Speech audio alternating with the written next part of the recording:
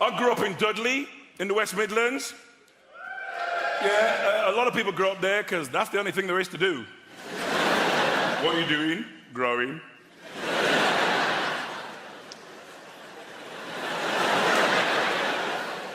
In the 50s, my parents emigrated from Jamaica to Dudley. Yeah, Nancy, I'm going to say that again just for you. They emigrated from Jamaica to Dudley. Why? What was my dad thinking? Bloody blue sky all the time. I want hail and sleet and snow. All this joyous reggae music. Where can a man get some Des O'Connor? We need pack your bags, we're going to Dudley. They made me go to church every Sunday. The Pentecostal Church of God in Prophecy. See, that's a black name. White churches are always called things like St. Thomas's. We're all outside going, St. Thomas's what? St. Thomas's Epiphany of the Shining Light of God in Christ in West Bromwich? Now, that's a name. You arrived late for church. Sorry I'm late, I was reading the signs. It's as good as Stephen King. I went to Blue Coat Secondary Modern School in Dudley. A lot of bullying there. I mean, you know, back in the day it was different as well. You get punched in the face, you keep it to yourself. Nowadays you go straight to the head teacher. Peter Wilkins has been punching me every day since the start of term. I'm not going to teach him anymore. I got a daughter, 17. She's got a pet name for me. Taxi. Yeah, because the only time I see her is in the car, and even then she gets in the back. I'm like, how was school? She's like, you're not one of those cabbies who's going to talk all the time, are you? Her childhood's different from mine. I mean, you know, when I was a kid, it felt like everybody in Dudley had permission to beat me. It wasn't just my mum. You know, I'd be mucking about in the street, suddenly, bam! Mrs. Fearon from number 14 slapped me around the face.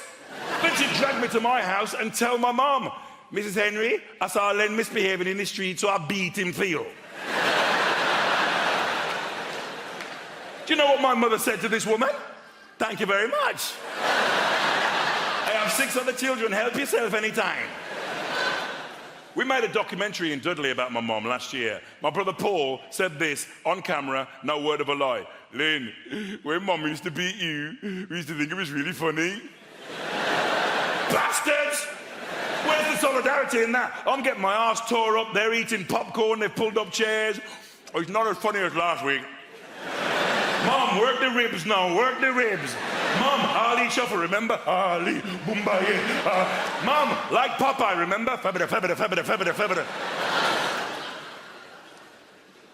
When Mom used to beat me, she always said the same thing. I'm not doing this for me, it's for your own good. What parents are insane? I'm not doing this for me, it's for your own good. All the white people, what kind of parenting is that? Lamar's like, yeah, me too. Oh, man. You know what I'd like to see on television? Jamaican super nanny. Beat him if it's been bad, beat him if it's been good. Beat him to show how much you love him.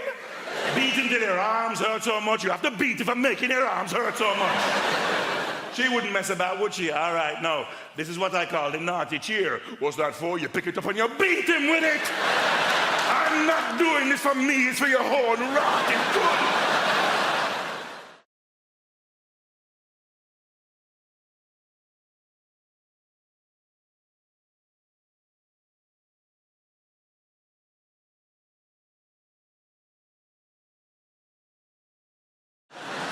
I've met some crazy people and with some crazy ideologies. One of the craziest people I met, and the funniest, were these guys called the Black Israelites. If you don't know the Black Israelites, right, it's a group of black dudes in New York, right? And they think the black man's the original Jew, right? They think the white man's the devil. I mean, look, you know, they have a point, right? And they think Jesus, right, is coming back to put white people in slavery, right? Which, look, I think is messed up. Because I think white people would make terrible slaves. Do you know what I'm saying? You know, you whip them once, they run to the manager. You know, you try and give them bread and water. Is it gluten-free? No. It's not gluten-free. I know some old white woman making my dinner and stuff like, Margaret, if you make me another shepherd's pie, I'm gonna sell your ass. You Selling people. I don't know. I get called a lot of stuff now. Especially with the internet, I get called tons of stuff. I get called racist words, and I get called racist for making jokes about white people. I just want to say my mom's white. I have one at home. She's fine. I have one. I have no issues with white people, love white people, right? But everyone calls me mad things. And I'll be honest with you, when you get called a lot of stuff, you have to have like thick skin. You can't let it bother you, because it'll just get you down if you always listen to that stuff. And it's never bothered me, except for one time. Someone said something about me, and it just really basically, someone called me middle class, and it just really... I threw my avocado on the floor. I was perturbed. I was like, mother, take this away. I can't finish this avocado.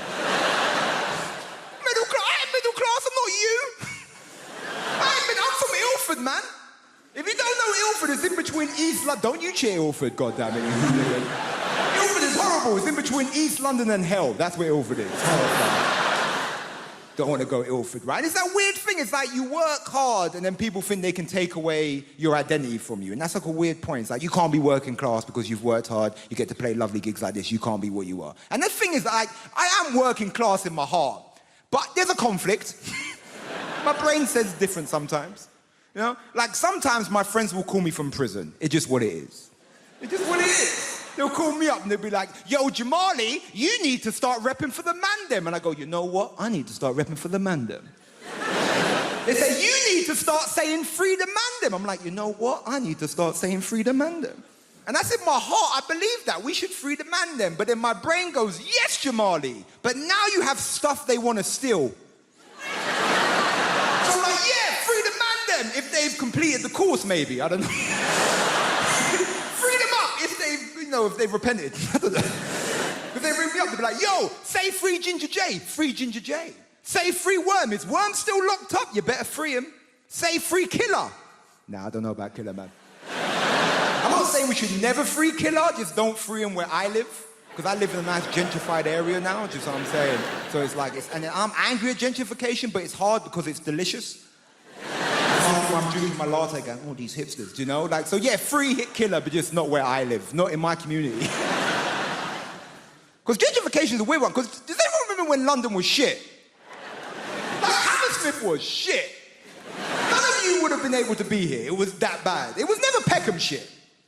Peckham was shit. I go as far as Bethnal Green and look at Peckham through a telescope. That's as far as I go. But gentrification is a weird one, because can we disagree that you see like middle-class hipsters that moved to the ghetto pre-gentrification are some of the most bravest people in the world? Only a hipster can go to the hood and go, no, I see potential. Seriously. We're here to talk about relationships. Let's crack straight on with the first slide. Don't laugh at that. That's not meant to be funny, please. Let's not have another Folkestone on our hands, please. Making divorce work. Now, given that it is a rocky ride, an emotional roller coaster, I start off with a joke, ladies and gentlemen, just to loosen us up. Here it is. If you're going to get divorced, you have to be like the man in the toll booth. Why is that, Keith? Well, you have to be willing to accept, this is the joke, change. It's a zinger. When you divorce, there is sweeping change. Change is right across your life, in every area. One of the first things to change is the locks. You may please don't laugh at that, please. You may come home one day and find that your key no longer fits your wife's lock. Another man's key is fitting your wife's lock. And stop that! Stop it! Stop! I'm stamping on that. Riaz, with a Z, please. Stop it. It's not that sort of a show. Well, I mean, it's not a show, is it? It's a talk. But it's not smutty. So you may come home and find that your key no longer fits the lock. Good. Yes, it can. And it can be very difficult to tell why a relationship is going to go wrong. Why is that? Well, I think it's because at the beginning of any relationship, when two people get together, there's always a sense of what? Hammersmith, at the beginning of a relationship, a sense of... Pardon? Worry? No. Anyone else? At the beginning of a relationship, a sense of... Foreboding. Foreboding is the wrong answer. Lust. Lust. No, no, no. Uncertainty. There's always a sense of uncertainty. A feeling of will they, won't they? And there's no way of... Please, Hammersmith, take it seriously.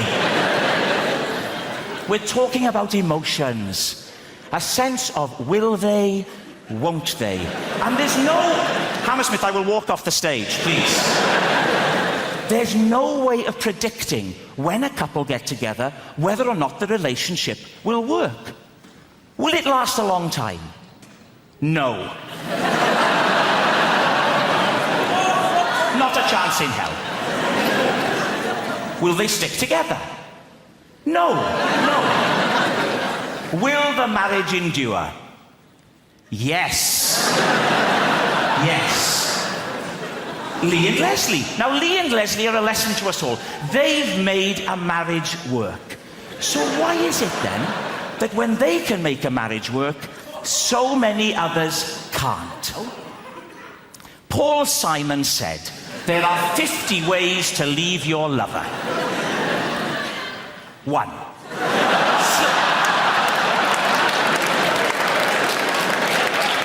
Hammersmith, time out. Please, start to take it seriously. 1. Slip out the back, Jack.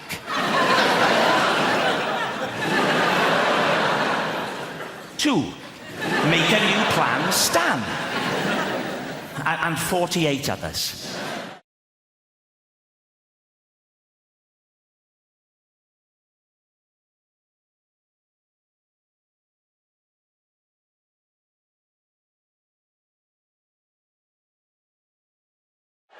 It's lovely to be here. I've come all the way from Brighton. Just in case you're wondering what this haircut is about. Might be a new face for some of you people. Don't panic, the BBC invited me here because they needed a beige lesbian. So I'm just here to tick some boxes. Not your box, madam, just a metaphorical box. I'm half Spanish, that's what's happening there. I've got a Spanish mum, and she lives here in the UK. It's all very legal. She's lived longer in the UK than she's ever lived in Spain, but the brilliant thing about my mum is that she's never lost her accent. She's done very, very quickly. She's done lost the words she cannot pronounce. Lost the words she cannot pronounce, huh? My favourite word that my mum's never been able to pronounce is my brother's name.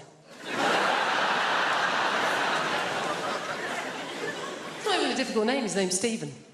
I don't know if you've noticed this. Spanish people, any word that begins with the letter S, they struggle, right? So my mum doesn't call him Stephen. She calls him Steven.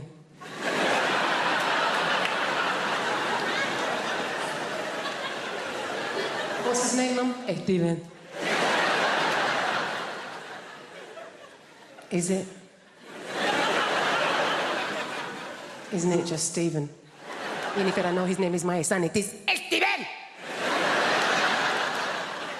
You don't want to mess with my mum. She's not like British people here in this country. We can be quite passive-aggressive, can't we? She's just very aggressive woman. I don't know how my mum's never really coped in this country, and I think it's because, like a lot of Mediterranean people, she's quite loud, yeah? She's got one volume. It's like this. Whereas in this country, particularly if we're middle class, we tend to be low talkers, don't we? We don't like to raise our voices, do we? Why? Because we've got money.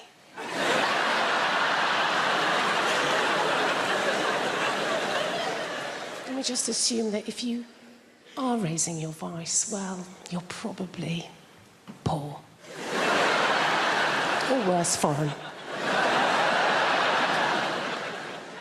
Great thing about having a Mediterranean mum is they feed you. Oh, my God. She's always feeding. That's her way of showing that she loves her children, is to feed us. You know, I can remember going around friends' houses, you know, like English mums. go round an English mum's house and the conversation with mum's more like this. I think you've had enough. My mum will feed you till you puke. Anything can be going on in my life and my mum will relate it back to a meal that she's cooked. Do you know what I mean? Like, so good or bad. Particularly if I'm depressed. If I phone up my mum and I've had a terrible day, yeah? I phone up my mum, conversation always goes like this. Oh, Jennifer, my God, I'm so sorry to hear that you're having a hard time right now. But you know what? Don't worry, okay? I made a soup. Come home. You sound hungry. I made a chicken curry, I made a lamb tagine, I made a casserole, Jennifer. I made some tortillas, some paella, some curry, Jennifer. You love very curry. Maybe some meatballs, some pork ball, beef ball, aniseed ball, banana ball. You're a lesbian. You don't eat enough balls. Please, come home. Eat my balls. Little request, if you know anybody who works for WhatsApp, just tell them to let us delete the message entirely, like it was never sent. Don't delete the message, but still write, Neil has deleted the message. Like a little telltale informer. So that your friend still texts you and goes, what was in that message that you deleted it? You know when it says delete for me or delete for everyone? Who picks? Just for me, and just go and delete it for me, yeah? Yeah, still want them to see the awful stuff I've written, but I don't want to be reminded of how much of a dick I can actually be, yeah. It's like getting a tattoo removed and walking into the laser place going, what are my options for tattoo removal? You got two options. First option, we shine a laser on your leg, remove the tattoo so no one will see the tattoo. What is my second option? We shine a laser in your eyes so you won't see the tattoo. I'll go for option number 2, please. Thank you very much. I bought a new phone. I fell for the ad. You can put the phone on somebody else's phone and you can wirelessly transfer the charge. And the company thinks people are going to use that. No one's going to use that. Your charge is the single most important thing in your life. Look at your friends. They would prefer to donate a kidney to a stranger than to give you 5% of their mobile phone charge. You ever been abroad? Yeah? You ever been abroad? You bring one adapter, one charger between you and your spouse. The UN level of negotiation involved in getting the charger back from the person you love. Can I have the adapter, love? Can I have the charger? Can I have the adapter? Can I have the adapter? And they hit you with it. Absolutely, Neil. But what battery percentage do you have? And you look at the person you've chosen to spend the rest of your life with and you lie like a mofo, don't you? 3%, 2%, 0.5%. I've never even seen 0.5% in the mobile phone before, to be honest with you. Show me your phone, I'll plug it in for you. I can't show you my phone. Why can't you? I'm having an affair. How the hell having an affair? Show me your phone! We'll be in Spain. My wife will go and have a shower before we go out. She'll leave the bathroom door open and the shower door open. That is not an invitation to join her. You'll make that mistake once in your life, let me tell you that. Just because she doesn't trust you to not unplug her phone and plug your phone in. And she's right, because that's exactly what you do, isn't it? You plug her phone back in towards the end, so you got plausible deniability. You plug out my phone. I did not plug out your phone. It went up by 2% after a half an hour shower. That is because Spanish electricity is different. You plugged it in during the siesta and the wires were asleep. That's how it works here. If I talk to you in the front row, hope you know I'm just messing. You get great answers. A farmer at a gig once, I said, what do you do? He goes, I'm a sheep farmer. I said, I read recently sheep can recognise individual human faces. He went, well, as long as they can't give evidence, I should be okay. I had a South African man at a gig in Dublin once. I said, where are you from? Big blonde guy. He goes, Cape Town. I said, Cape Town is beautiful and warm and sunny. How did you end up in Dublin? He went, I got in the wrong container.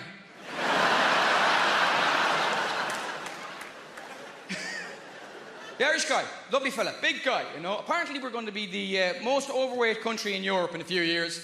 And they tell us this like it's bad news. Oh, it's a catastrophe, it's a disaster. It's good news, ladies and gentlemen. Only 180 years after the worst famine in Western Europe. I call that a comeback, ladies and gentlemen.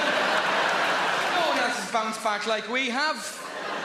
Those people in Pompeii just died. If they were Irish, they'd be selling lava lamps by now.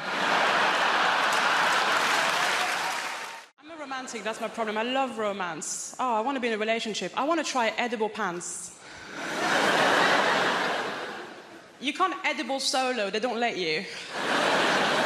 I'm absolutely fascinated by them. Here's why. It must be someone's job to keep edible pants from being too delicious. Because they've got to be okay in context, but there's a team of scientists that's working day in, day out to make sure that none of us start craving them. Struggle being single. I'm a pick-me girl. Do you guys know what that is? A pick-me girl is a type of woman who's like me. I'm not like the other girls. Why? Because I like live music. Shackle me. I do like live music. Like, sometimes I wonder if anyone's going to see the band Placebo thinking it was The Cure. So I do think about that stuff.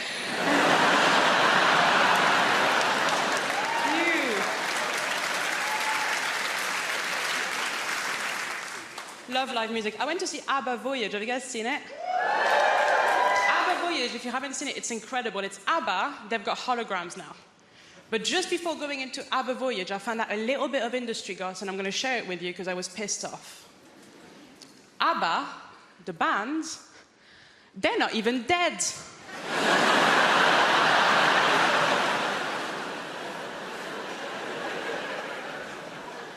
And they've got holograms, is it? You can't have holograms if you're alive. Hey, ABBA, go to work.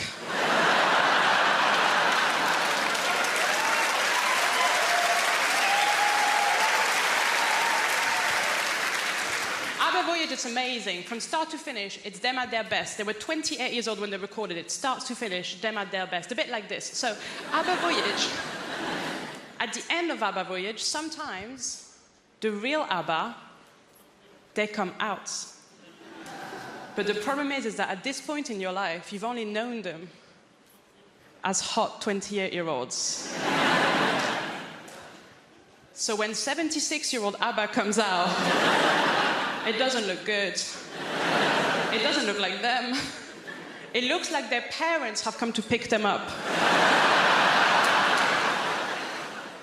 I am a pick-me girl. I lie about my interests constantly, I do. My new thing now is I pretend to like football. Now, I want to like football. I really do. I really respect it as a sport. My problem is too much of it has happened. And no one will let me catch up.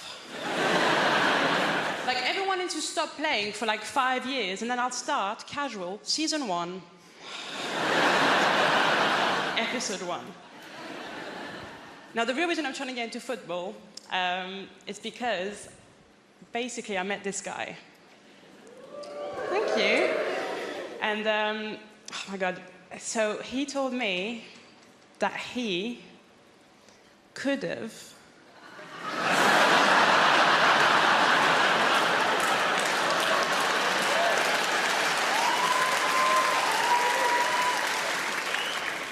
Do you guys know him?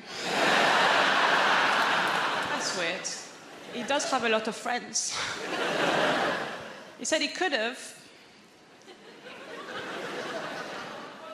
gone professional. But then, and this is so sad,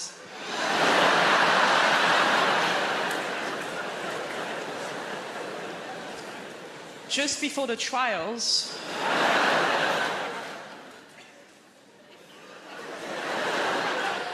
he didn't have the skills. He didn't have the skills, the work ethic, all the natural talent. So close. Liverpool has a strange relationship with Manchester as well. Is anybody in from Liverpool? All right, thought we might have priced you out. Not to worry. I love Liverpool. It's a beautiful city. And I remember when I first went over there, I support Manchester City, right? That's my football team. And I remember going over there in my Manchester City shirt, and I stopped this bloke at the train station. I said, "Listen, mate, I'm a bit lost. I'm trying to find the docks. Can you help us out?" And he turned around and he went... Which is a word in Liverpool, right? Honestly, right? It means you're not welcome, right? You pick it up quick enough, right? Eventually he got to some sound, he went, "Hey!" Because they're naturally witty, they're born with that, right? He said, "What are you doing over there in Liverpool?"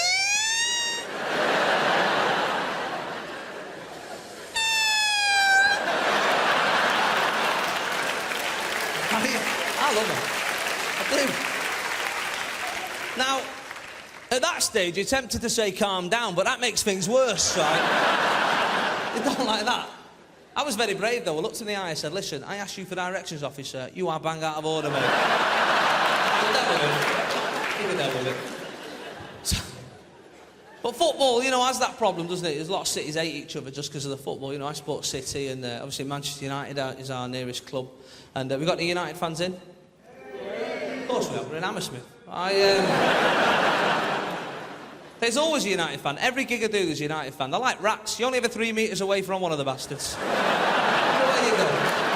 Everywhere you go is a red.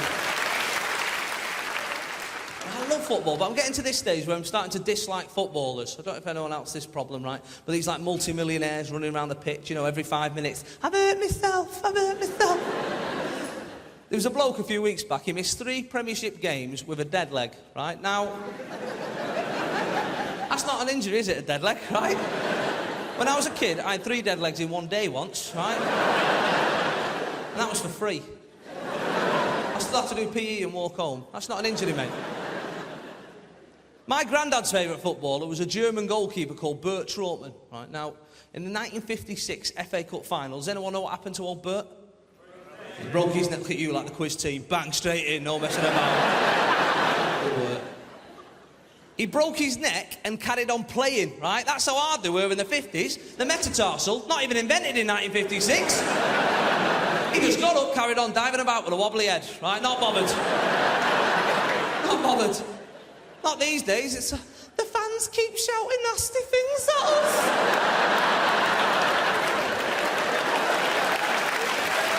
Me up.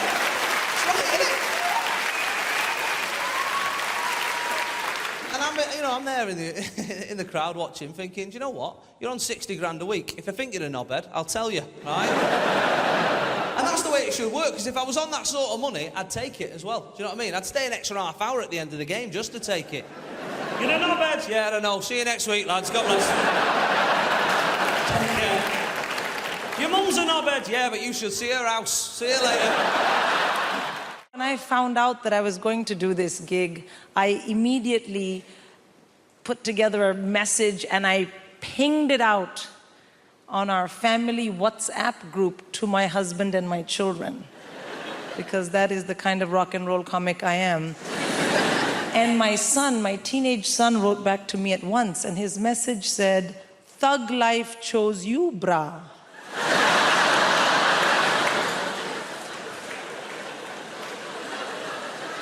And I was like, oh shit, my child has joined a gang. I mean, what kind of language is this? Thug and bra, it had 2 R's, but he's a terrible speller. And I was like, oh no. And the other thing is, I thought, this message is not for me. This idiot has sent me a message by mistake, which is for a gang member. What if the next message is something much worse?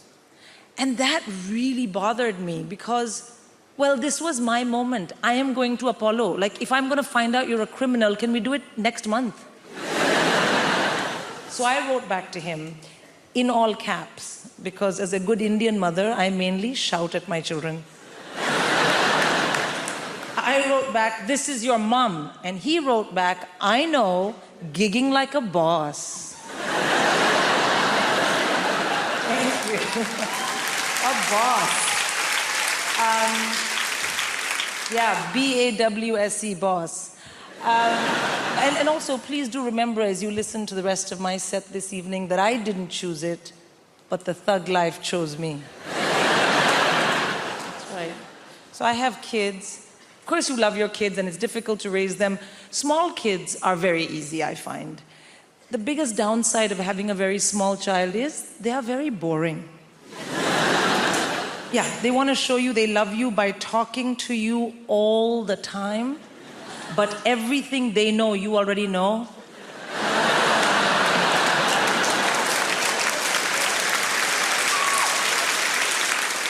I mean, literally zero value add in any of those conversations. But you do it anyway because they're your kids, you know? And you know what people say? Small kids, small problems, big kids, bigger problems. And the reason is that as your kids get older, you have to discipline them properly. And I find this very stressful because I'm born and raised in India. So what I consider robust, healthy, high-quality parental discipline is frowned upon in this part of the world. That's not true. It's illegal. I know because I have checked. And I want to have really well-behaved kids, but that is no use to me if I am in jail. So, I had to learn what you guys do here, and the big thing here is teach your kids about action and consequence using a multitude of techniques. So you have something called star chart. You know what star chart is?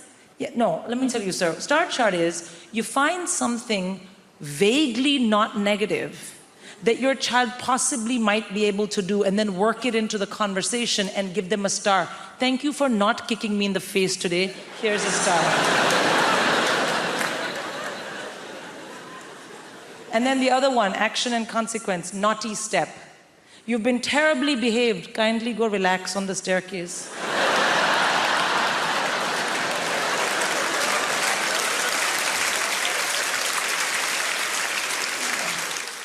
So the winter's drawing in. It's over. The summer was over. We never even had a summer. It was so depressing. Nothing happened, except there was a lot of rain, a great deal of rain.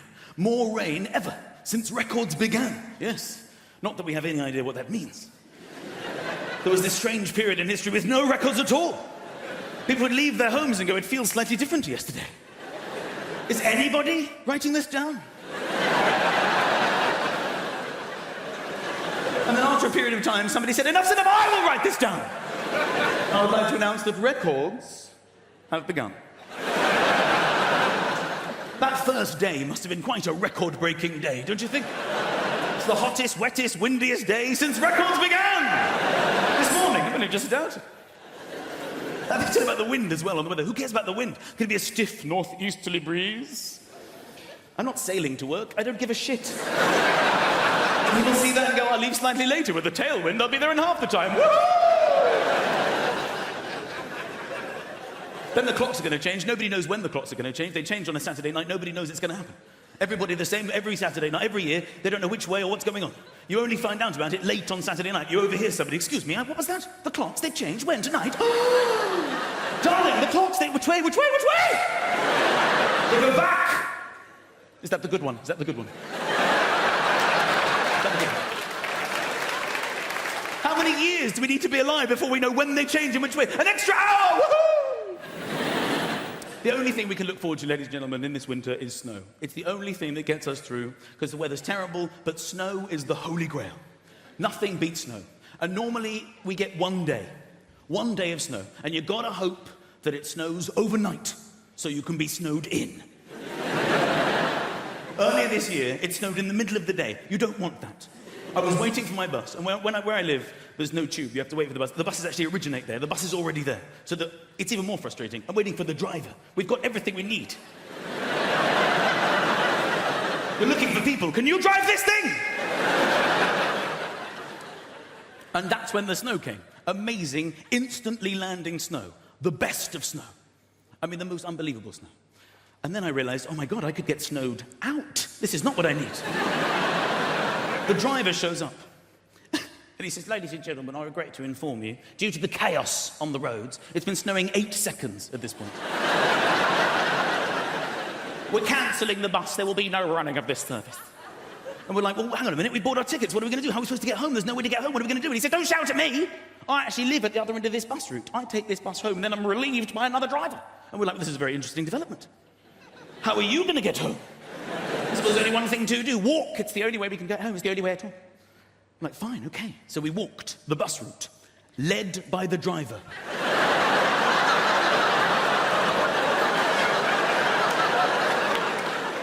We came to the first stop. We had to tell the people waiting, there's no bus. And they joined our imaginary bus.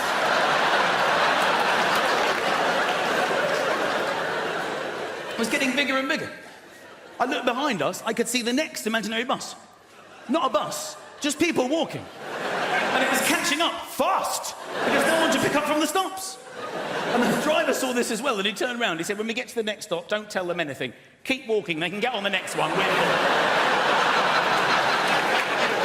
thought this was one of the funniest things that ever happened to me. I said to the woman walking next to me, I said, this is hilarious. We're on an imaginary bus. There's a driver. There are old people walking. And this is funny, right? And I thought we were on the same wavelength, but now I remember I was doing most of the talking because she said, I'd love to chat, but this is my stop. She got down to an actual bus stop and then walked in the direction we had just come from. This year, I did no lilt February. Thank you. I know, it sounds impossible, but you take it one day at a time. Did I have any today? No, you're a legend. It gets hard around the middle of the month, you get the cravings. It's called lilt guilt. You're like, oh, I bloody love the lilt.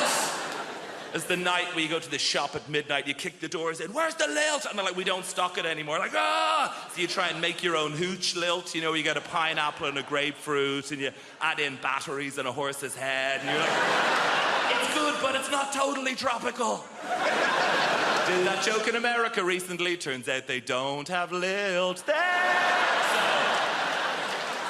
So, this is it. This is all I do. Imagine if this was your actual... I go like blah, blah, blah, and you go, ah, ha, ha, ha, money. I can't believe I get away with it. You do actual, proper London jobs. You know, like blacksmith, you know? Farrier. Brunch DJ. The big three. I tell you, I do not trust people who work in offices. I know, right? What are they doing? Nothing takes that long. They're planning something. They must be. Do you know? Do you ever call in to visit your friend in an office unexpectedly? Everyone just shits themselves. They're like, what's he doing here? Cover the screen, lie across the spreadsheet, get him out. Kind regards, warm regards, best. That's how they talk.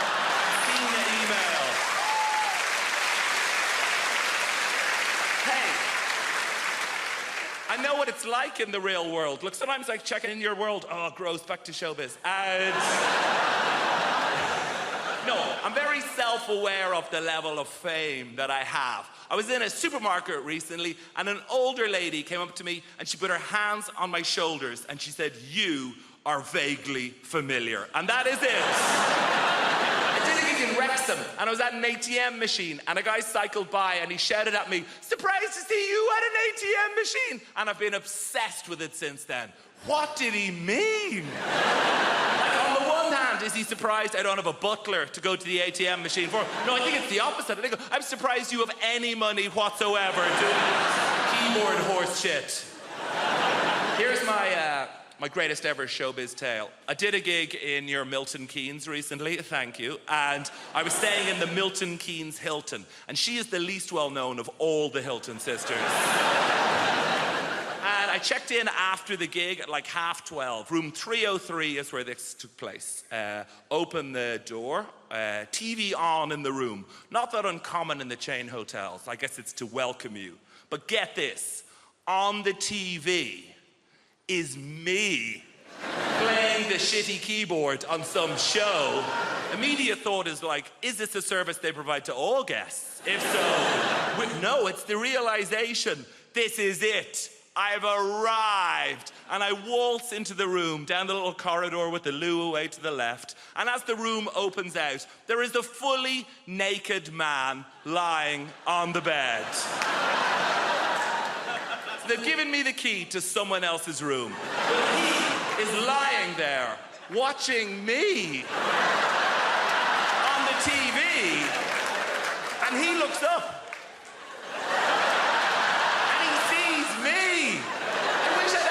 To think of something smart. What I say is like, oh shit, sorry about it. I could have said anything and I'd be a legend. I could have been like, oh, you enjoying this? Ah, no boner. And just walked out of it.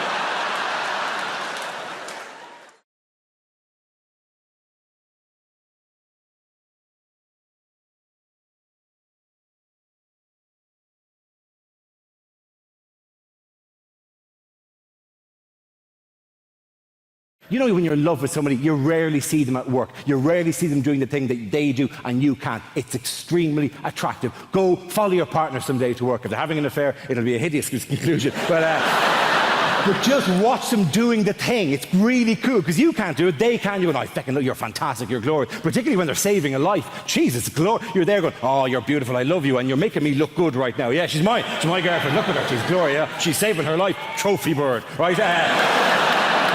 I had to be peeled off the doctor the day of the mini stroke. Seriously, she was underneath me going, that's very flattering, but could I deal with the situation first, right? And I was behind her going, no, she'll be unconscious for a while, yes.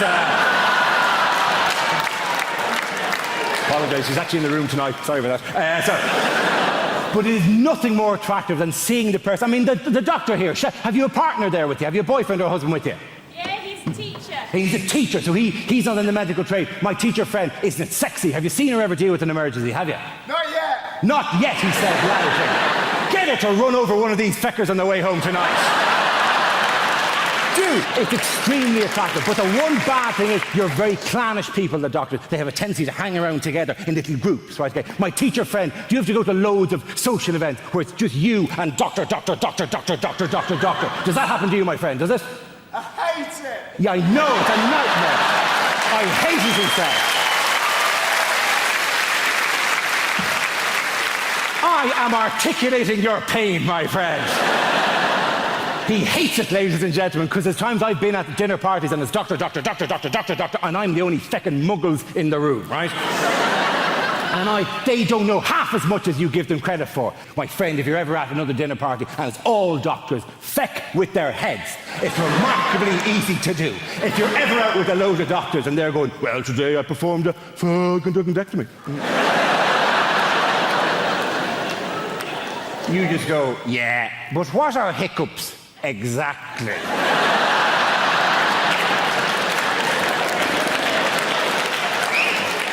There's many competing theories at the moment. And then you go, why, if you stay in bed longer, do you feel more tired? It's not my speciality, that particular field. Does time heal all wounds? Who the fuck invited you to this dinner party anyway? What are the Oil of Olay 7 signs of aging?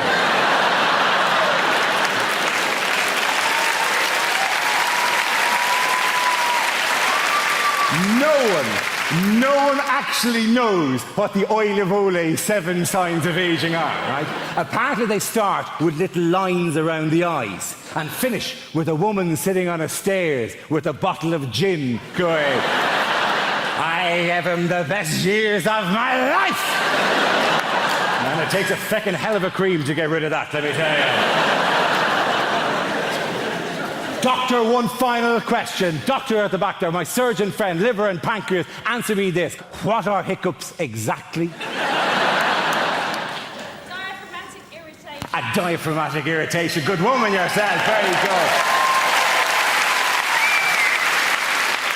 Let the punters at home note, she said diaphragmatic irritation, which is right. I also would have accepted any arrhythmic irritation of the phrenic nerve. Please. I'm not a doctor. I'm just riding one. Okay.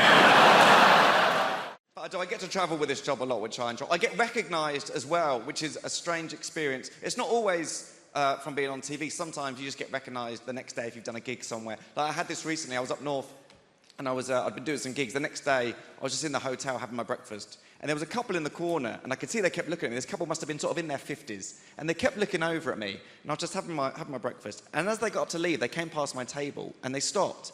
And the lady said, can we just say, she went, you were amazing last night. I said, oh, wow, thank you so much. She was like, honestly, our cheeks are still hurting. I was like, wow, thank you. And her husband was like, we just love finding new people. I was like, wow, thank you so much. And they walked away, and a few people turned to look at me, and I thought, oh, they're probably quite disappointed. They don't recognise me. They don't know who I am. And then I thought, no, that's not it at all, is it? It's because at no point during that interaction did anybody mention that I was a comedian. So all that happened was this couple approached me over a hotel breakfast and said, you were amazing last night. Our cheeks are still hurting. We love finding new people. But of course, the issue is that the people there, of course, you can't tell from looking at me like I'm a comedian, because you can't just judge someone just by looking at them, can you? I mean, you can, but you shouldn't. But you can sometimes, can't you? You know, like, for example, if you see a man over 55 with a ponytail.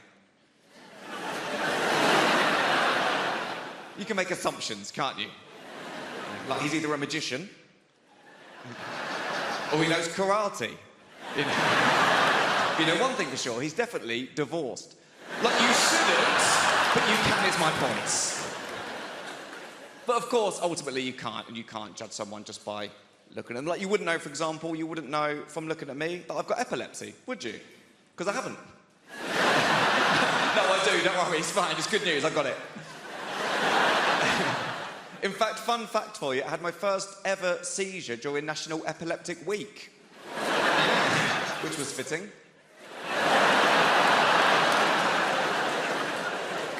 I'll tell you about the first seizure I ever had. Is that okay to do? Is that all right? Thank you. I know sometimes people get a bit funny if people start talking about health conditions. I know some people don't like to talk about their own health conditions. Like, I've got a friend called Paul. He's got psoriasis. Doesn't like to talk about it at all, and I'd rather just sweep under the carpet. So people in the some big fans of psoriasis stuff down here. There's more if you want it. Just scratching the surface. But no, we'll move on. It's one condition at a time. Yeah, sorry. The first seizure I ever had, it was my first year at university. I was in Topshop trying on a pair of jeans in Topshop. I had no idea that I had epilepsy. I just went in there to try on these jeans, fell to the floor, I had a seizure. I woke up, still in Topshop. I had no idea what was going on. I just woke up. There was this bright light and 3 women looking over me. I thought I was in heaven. And then one of them just went, "Excuse me." She went, "Do you know what day it is?" Now, I didn't know that was a thing. And I remember just thinking, can you not ask someone else?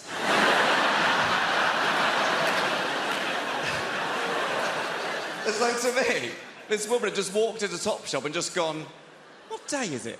Oh, that's that guy there on the floor. The one who's bleeding from the mouth and appears to have wet himself in a pair of jeans that he'll be forced to pay for. Which is unacceptable. I was glad when they went under.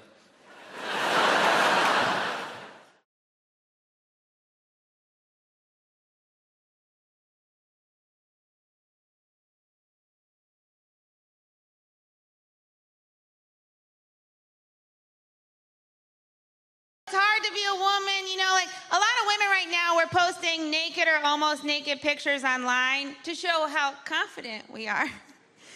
And in all the comments, other women will be like, "You are so brave." Well, I really just think that means not a model.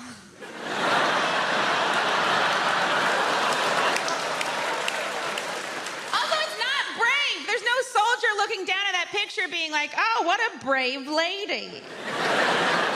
You know, a man posts a naked picture, he just loses custody of his kids. And if showing your weird body's brave, then the guy that masturbated in front of me on the subway is very brave. Because he had a real weird body. And he was making weird faces. He might be the bravest man I know. But that's the thing, we're supposed to care so much about our bodies as women, you know? And there's even campaigns that we should love our bodies and be confident in our bodies. Or we could just stop caring about it. Because you know who doesn't care about their bodies? Men. You know what men are? Successful. Men are presidents, men are CEOs. You've never heard a CEO go, "I want to get profits up and keep costs down and love me for me." 3 p.m. we're going to have a meeting about how I can accept the fact that I have my mother's thighs. You know who should care about their bodies? Men. You have weird bodies, men. You're gross. Your balls are gross.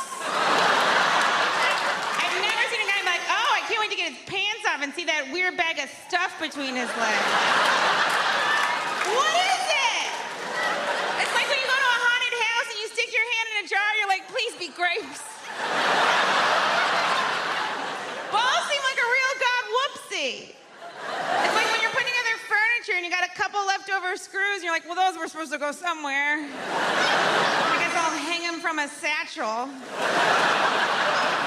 Even the name sounds like a mistake. What are you gonna call him? Scrotum. Okay. This is how you knew God didn't care about balls at all. Everything else important, he covered in bone. Balls, he was like, "Let them fly."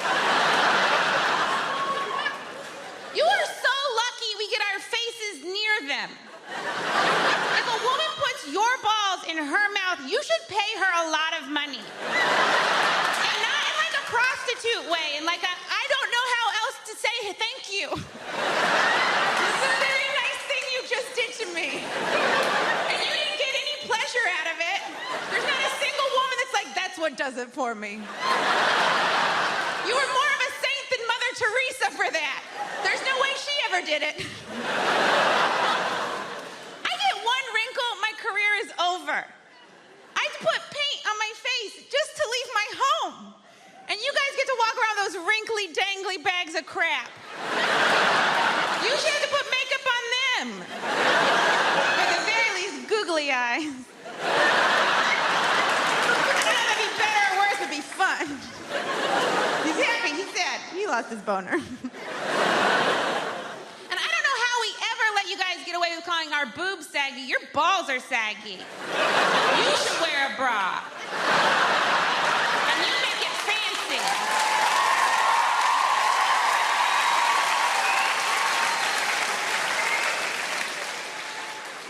All those women clapping, they meant yours. Liverpool's has a strange relationship with Manchester as well. Is anybody in from Liverpool? All right, thought we might have priced you out. Not to worry. I love Liverpool. It's a beautiful city. And I remember when I first went over there, I support Manchester City. Right, that's my football team. And I remember going over there in my Manchester City shirt, and I stopped this bloke at the train station. I said, listen, mate, I'm a bit lost. I'm trying to find the docks. Can you help us out? And he turned around and he went... Which is a word in Liverpool, right? Honestly, right? It means you're not welcome, right? You pick it up quick enough, right? Eventually he got to some sound, he went, hey! Because they're naturally witty, they're born with that, right? He said, what are you doing over there in Liverpool?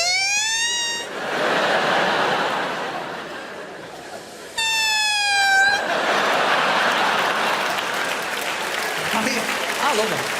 I do. Now, at that stage, you're tempted to say calm down, but that makes things worse, right? You don't like that. I was very brave, though. I looked in the eye and said, listen, I asked you for directions, officer. You are bang out of order, mate. Keep it down with it. But football, you know, has that problem, doesn't it? There's a lot of cities hate each other just because of the football. You know, I support City, and obviously Manchester United is our nearest club. And we've got any United fans in? Of course we have. We're in Hammersmith. There's always a United fan. Every gig I do, there's a United fan. They're like rats. You're only ever 3 metres away from one of the bastards. Everywhere you go. Everywhere you go is a red. I love football, but I'm getting to this stage where I'm starting to dislike footballers. I don't know if anyone else has this problem, right? But these like multi-millionaires running around the pitch, you know, every 5 minutes. I've hurt myself. There was a bloke a few weeks back, he missed 3 Premiership games with a dead leg, right? Now, that's not an injury, is it, a dead leg, right? When I was a kid, I had 3 dead legs in one day once, right? And that was for free. I still have to do PE and walk home. That's not an injury, mate. My granddad's favourite footballer was a German goalkeeper called Bert Trautmann, right? Now, in the 1956 FA Cup final, does anyone know what happened to old Bert? He broke his neck. Look at you like the quiz team. Bang, straight in, no messing about. Good work. He broke his neck and carried on playing, right? That's how hard they were in the 50s. The metatarsal, not even invented in 1956. He just got up, carried on diving about with a wobbly head, right? Not bothered. Not bothered. Not these days. It's the fans keep shouting nasty things at us.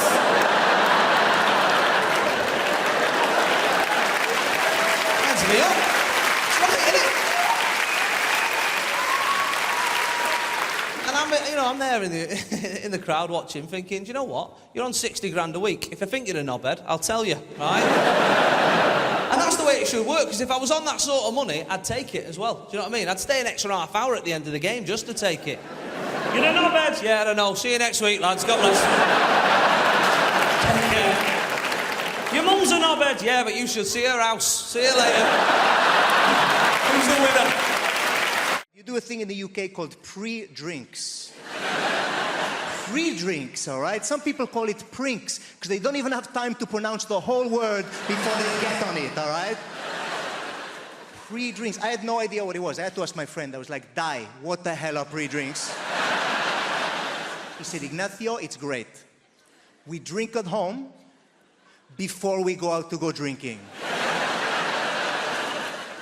I said, that is the stupidest shit I've ever heard in my life. I said, why would you do this? He said, you know, just to warm up to get ready to go drinking. I said, that doesn't make any sense, all right? You don't do it for anything else, do you? You don't go, we're going to go to the cinema, pop a fucking DVD in before we go to the cinema. Makes sense. Just fire up the old Netflix and do shots of popcorn. Is it made before we go down to the cinema? Craziness. Everything revolves around booze, okay? People in this country start drinking around about 13, 14 years of age. Does that feel about right?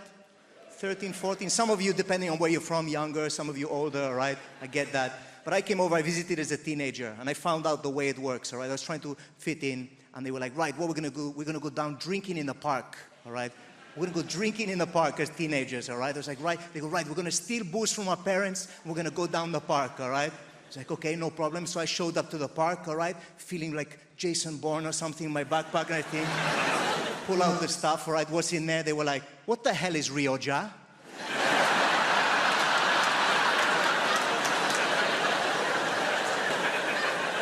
Like, it's Rioja. Does anyone have a corkscrew, actually? Because otherwise we're going to be here for a while.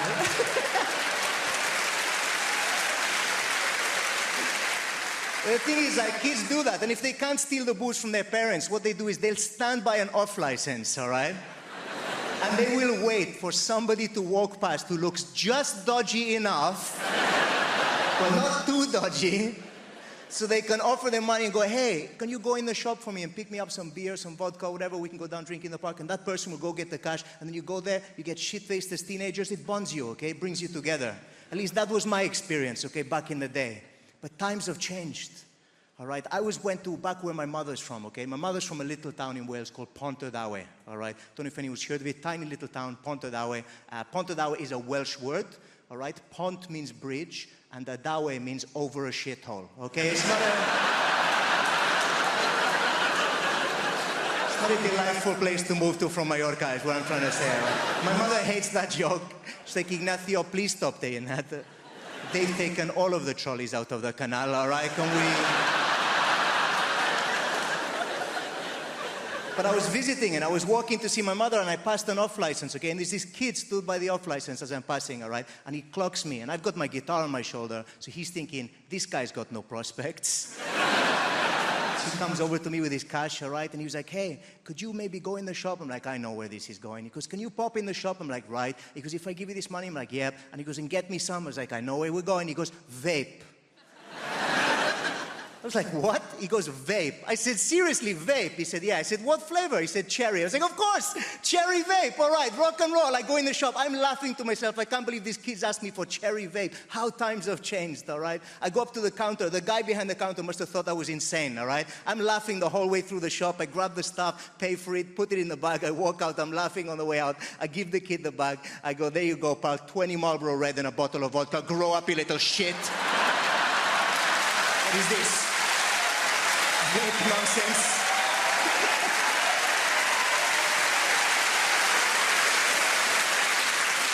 We're very fortunate. We had a wonderful time in our life. I became a dad 18 months ago. Thank you very much. Yeah, he's actually 9 years old, but I've only just started getting involved. The hard work's done. I'll step in now, I think. No, he's a baby. He's a wonderful boy. It's stressful, very stressful. Not for me. For my little boy. Very stressful being a baby. His socks just fall off all day. Just start the day, you look down, his socks are off again. Imagine if you were going through that as adults. Your mental health would be in the gutter if you were going through that. I'm amazed that isn't more baby's first words when they learn to speak, not mum or dada. What the fuck's going on with these socks? Seriously.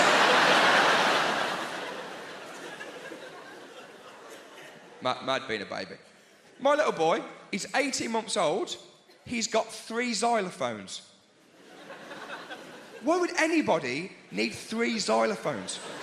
There's professional xylophone players with less xylophones than this kid. I said to my wife, I said, why has he got 3 xylophones? She goes, oh, he likes to play one in the bath. That's some kind of eccentric billionaire. What is going on here?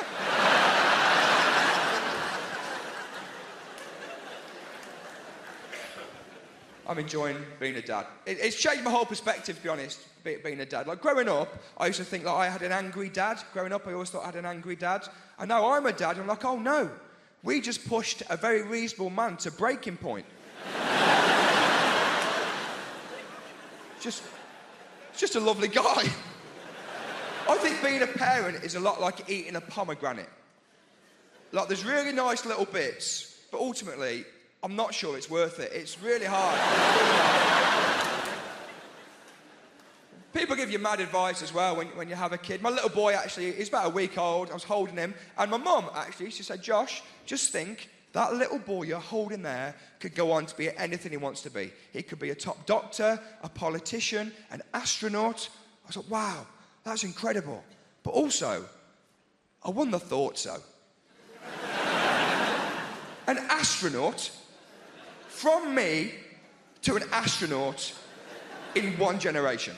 That's a hell of a leap. I went to the pub the other day. It was a push door. I was pulling it. I thought the pub was closed. I just went home. I could see people inside. Well, how have they got in there? What's going on? NASA are not knocking down my door. I don't think he'll be a politician either, because he's going to go to the same shit school in the Midlands that I went to. And politicians, they all go to the posh schools, don't they? And people don't like that. They say, oh, politicians, they all go to the posh schools. I think that's okay. I think that's fine. I don't think you'd want anybody from my school being in charge of the country. Maybe this is very progressive, but I think if you learn maths in a porter cabin, don't get involved in government. I don't know.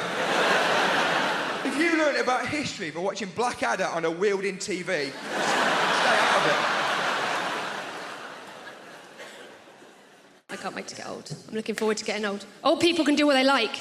You see any old person, they do what they like.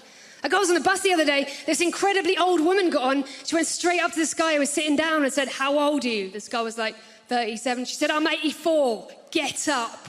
I was like, oh my God, she just invented human top trumps. This guy missed a trick. He should have demanded another round. Be like, all right, old lady, what's your top speed? No chance. I think the worst thing about having a baby, without a doubt, the worst thing about the whole pregnancy, I'd say even more painful than labour, was telling my parents that I was pregnant. Because my parents never talked to me about sex. They just never did that. I mean, to be fair on them, I think they operated on a need-to-know basis, and given I had a head brace till I was 17, they thought, do you know what? She doesn't need to know. But the only time that my mum ever talked to me about sex, she once sort of in passing said, oh, by the way, when you make love to a man, put a towel down first. That's it. Both practical and disturbing. Put a towel down first. That's what she'd say. Put a towel down first. I thought, it's given me a pathological fear of sun loungers ever since. And my parents' towel collection. But I swear, I knew nothing about sex as a teenager. I think the closest I came to having sex at that time was when I was doing lengths in a local pool and a man accidentally butterflied over me. I mean, I lost my virginity so late in the end that when it finally happened, I wasn't so much deflowered as deadheaded.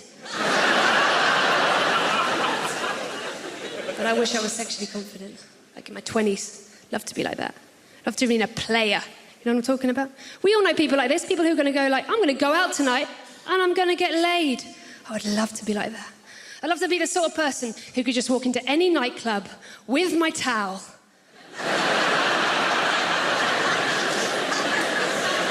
Like Gold Duke of Edinburgh award-winning piece of ass right here. Strippers. It's another person. Weirdly, I kind of admire strippers. I would love to be like a stripper. I would love to just be able to stand on stage and own it. Like, know I was sexy. That would be awesome, you know? I would be the world's worst lap dancer. I could not sit on a man's knee and not want to make giddy up noises. And strip joints, they're designed to be alluring. I challenge anyone in this room, even if you agree with them or not, to walk past a strip joint and a bit of you is not like, oh my God, what's happening? Because they've got like the blacked out windows and the bouncers on the door. There's always a bit of you that's like, oh my God, what are they doing in there? And it's exactly the same feeling as when I was a kid and I used to walk past the school staff room. People walk past you and be like, oh man, what is happening in there? I mean, it turns out both are full of adults whose lives didn't work out as planned.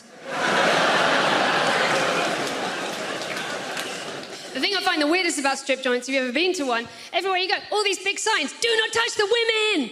Please do not touch the ladies! As strippers always say, the fact that the men can't touch us, that's what makes our job really empowering. And I always think, well, that's not really empowering, is it? Because that's the same rule in every other workplace in the country.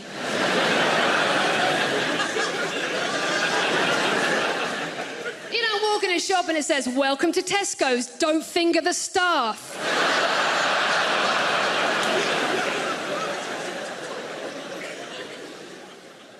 Is there a barrister in the room, by the way? Do you have a barrister here? Yeah, so close. Who you are? What's your name, champ? Mark. Mark, and Mark, what do you do? Trainee solicitor. You're a trainee solicitor. Okay, so you don't get to appear in court, do you? No. Oh, man, that's the whole fun of it, though. That would be the gas part, just appearing, just doing the walk in front of the jury. Oh, ladies and gentlemen of the jury. Now, that would be the real gas of it all. You don't get that, do you not? No. No. Oh. Here, let me find out your instincts, though. Maybe you made the right decision, right? When you get to the end of a jury, right? When you get to the end of a jury, you're walking along, no, and you get to the end, right? And the jury's here. Which way should you turn? Back on yourself. Like this? Yeah. Yeah. See, that's why you wouldn't have made a good barrister. Just that moment there, right? If you're ever in a court, right, and you're ever representing yourself, walking along and blah, blah, blah, blah, blah, blah, blah, your instinct will be to go blah, blah, blah, end of the thing, just go blah, blah, blah, blah, blah, blah, blah, blah, blah, blah. Wrong. This is the way you do it. Blah, blah, blah, blah, blah, blah. But I ask you, when you look into the face of my client there, ask yourself, is he not guilty? That's how you do it, right? A little bit of showbiz, take it for free, right? Anyway, this psychic, this nameless psychic was on recently, this is a completely true story, was on a couple of days before me in a theatre somewhere, right? And died roaring, couldn't do it, genuinely, and to the point that the audience turned. The audience were just looking at her going, you can't do this. You're actually bad at this, right? You can't. And they started taking the mickey. I started going, give me a name, give me a woman's name. Tracy, perfect, Tracy. Let's call her Tracy, right? Tracy. And the audience started going, Tracy, what about my mother? And Tracy would go, is she dead? And they go, no.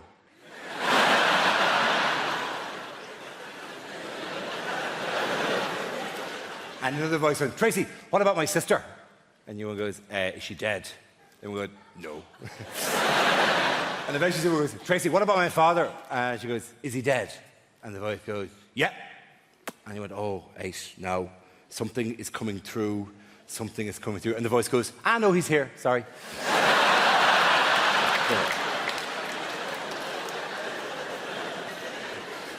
They're glorious. They're fantastic. They're fabulous people. So we had that chat with Andy. We talked to James again. We talked to Julia there. The one person I really wanted to talk to was, well, actually, a few, but Melissa from the property shows. Where's that? Hello, how are you? How's yourself? Good to have you here. You do the property shows on BBC Daytime, don't you? I do. You do? Yeah, well, you did. What are you going to do next year? Not so much in the property now, is it? That's a kind of a topical one there, isn't it? Do you know what I mean? Like, I'm just picking, you know? What are you going to do? A show called We're Staying Here? Or, actually, the schools aren't that bad.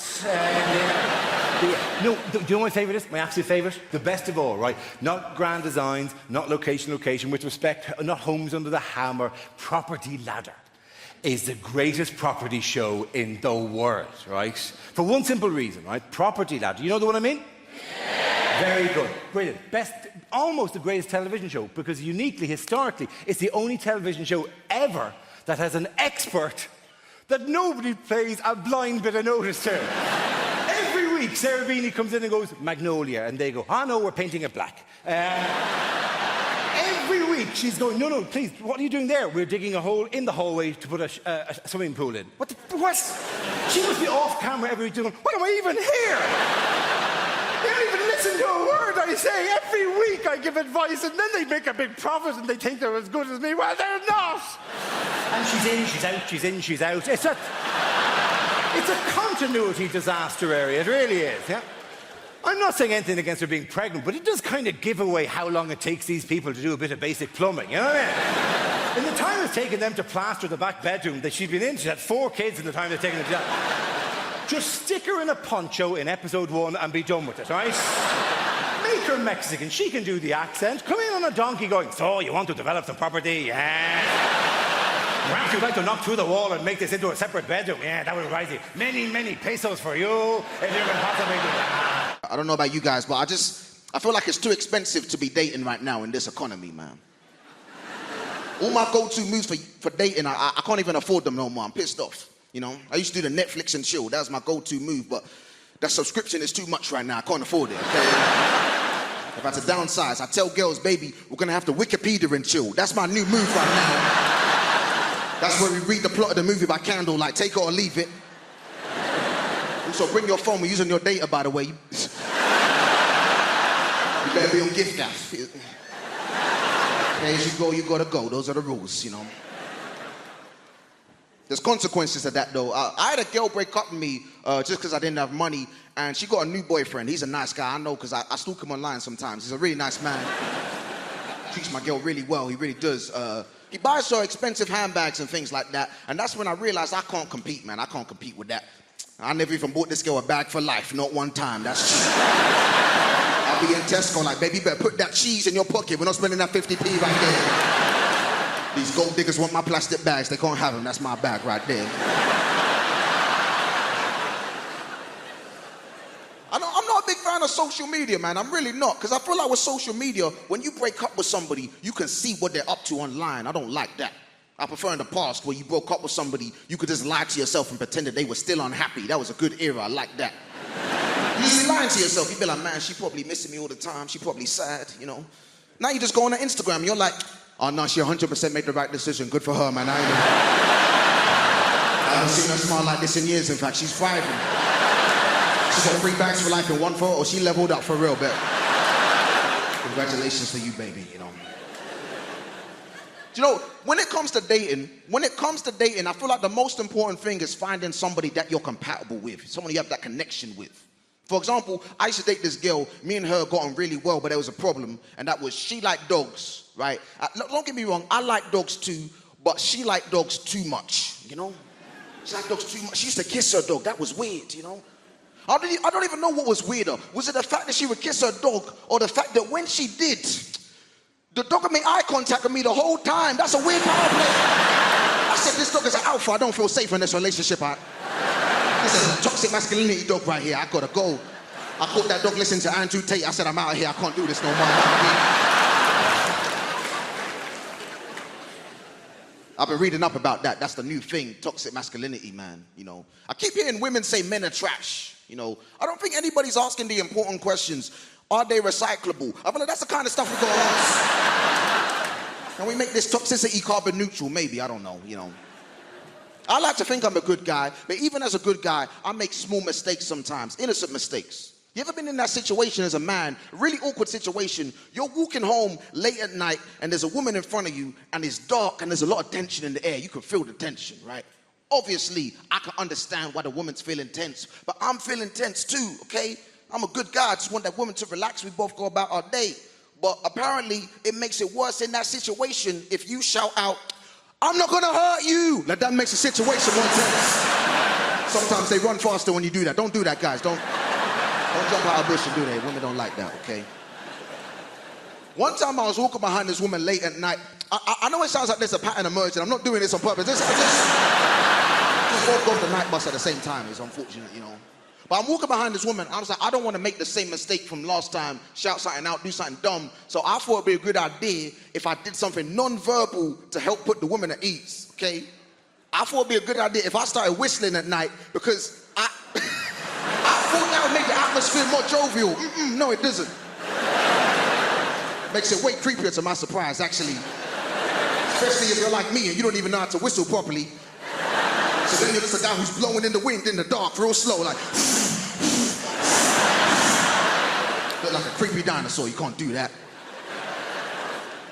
Sometimes people come up to me after shows and say, I don't like female comedians. They talk about sex too much.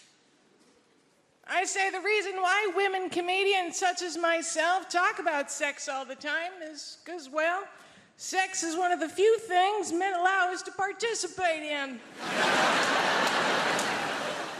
I am an identical twin.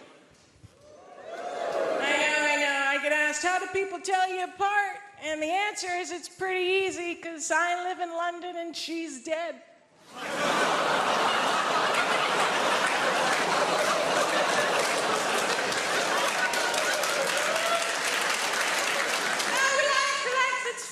She died at birth.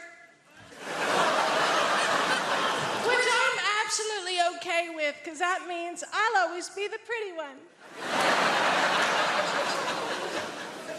You'll be relieved to know that being American is not my only disability.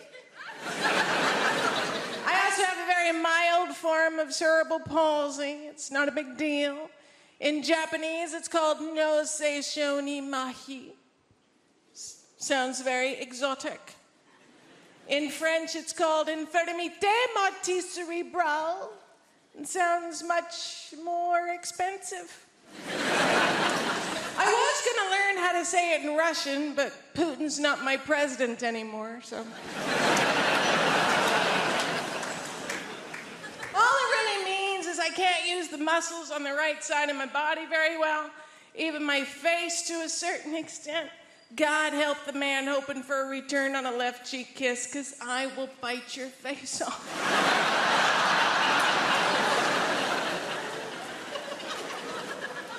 Mostly, though, it's my right arm and hand that I can't use. I can place most things in my hand and hold them. I can also give people the finger, if you're into that sort of thing. Just takes 20 minutes. And when I walk with a limp because I like big dicks if I can not. I do.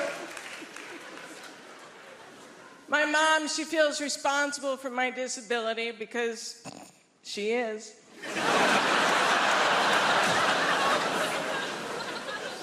Don't want you to get the wrong idea. I love my mother very, very much. If it wasn't for her, I wouldn't be a comedian. But I would be able to use both hands.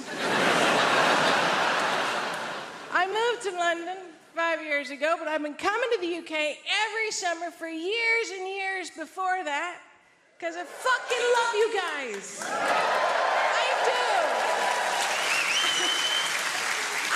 Genuinely cannot get enough of you and your no-can-do spirit.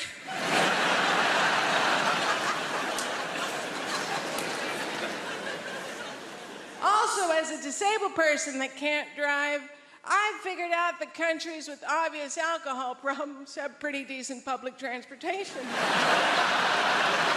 You people drink a lot.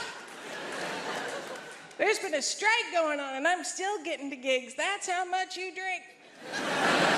We Americans, we don't drink as much as you. We physically can't. We're on too many opioids. Now, let me just start by saying, well done to any parents who've made it here tonight. We got parents? Because here's what I've realised. If you've not got children, you're just here. It's easy, but if you're a parent, this is everything. This will have been in the diary for months. There'll be parents in here tonight, don't even care about the show. They're just enjoying sitting in the dark for a bit. That is like a spa day for some of them. I could see them now at the back just going, this is so good. Don't make me go back, John. Don't make me go back. I get it, okay? I've got 2 young children. My youngest one, Sophia, she's 5 now. I mean, I say she's 5. She's 3 when we go swimming. I'm not an idiot. 4 on a bus, 3 on a train. That's the system, isn't it? I'll be honest, she hasn't got a clue how old she is now, that one. She's so confused. Every birthday is a genuine surprise for all of us. This kid wandering round. How old am I today then, Daddy? Depends what we're doing, darling, doesn't it? Have you checked the spreadsheet? You said Alton Towers. Right, well, getting that baby grow looks small, all right? Not paying 48 quid for you to go on some teacups, that way, mate. Come on. What does Daddy say? Well, get on board with the fraud. There's a good girl. Now stop talking, we're trying to breastfeed you. Listen! You go through that turnstile with a 5-year-old hanging off your tit, they ask no questions. I've got one, why does she have to bite me? But... So she's a great kid. There's just a lot of admin when your kids are that little. Have we got primary school teachers amongst us this evening? Great, I'm glad you're here, because I can direct all this venom at you. Because here's my problem. My daughter brings home stuff she's made every day under people like you. And I just want to say on behalf of all the parents here tonight, just stop it. We can't deal with it anymore. You don't see it at your end. You just keep sending it. Your carbon footprint is massive. It is. You might as well have driven an oil tanker into a family of puffins, you people. We'll never solve the climate problem with you involved, because it just keeps coming, doesn't it? And it's not arts and crafts anymore. It's emotional landfill. That's what it is. Because Gemma will say, oh, she's put a name on it, so we have to keep it. We don't. We don't. She's not Banksy. Get it in the bin, mate. Do you know what I mean? It's another picture of a sheep out of dried pasta, innit? We've had 4 this week. I tell you, no wonder there's a school meals crisis. Stop sticking it on paper and cook it, you morons. We'll feed these kids for years. I'm just envious of my parents now. Their lives are so simple. Like, they're retired. My dad loves being retired, mainly because he's paying the world back one day at a time for all the misery it's caused him. He sets his alarm 8 o'clock every morning, gets up, gets out into rush hour traffic. Just gets in everyone's way. That is a day out for that man now. Nowhere to go, nothing to do. Sometimes he'll even take the car. But, of course he takes the car. How else would you tow a caravan? But he's a great man. There's a man down here, so it reminds me of my dad, mate. Yeah, you don't look like him. It's just he's bitterly disappointed in me as well. That's fine. For everyone. He's called Roy, my dad, Apollo, which is a very manly name, isn't it?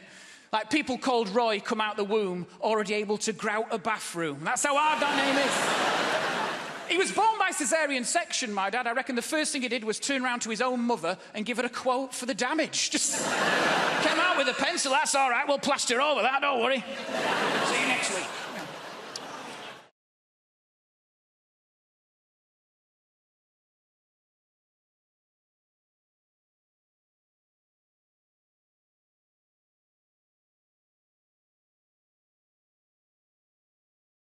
I used to be not exactly ashamed of my blackness, but I never wanted to do anything that could be seen as stereotypically black, and it followed me all my life. So when I was younger, when I was at school, if I was ever in PE and a basketball would come flying at top speed towards my face, instead of catching that basketball in the air, dribbling it towards the nearest net and slam dunking the thing, as I naturally would, I just let it hit me in the face and roll away.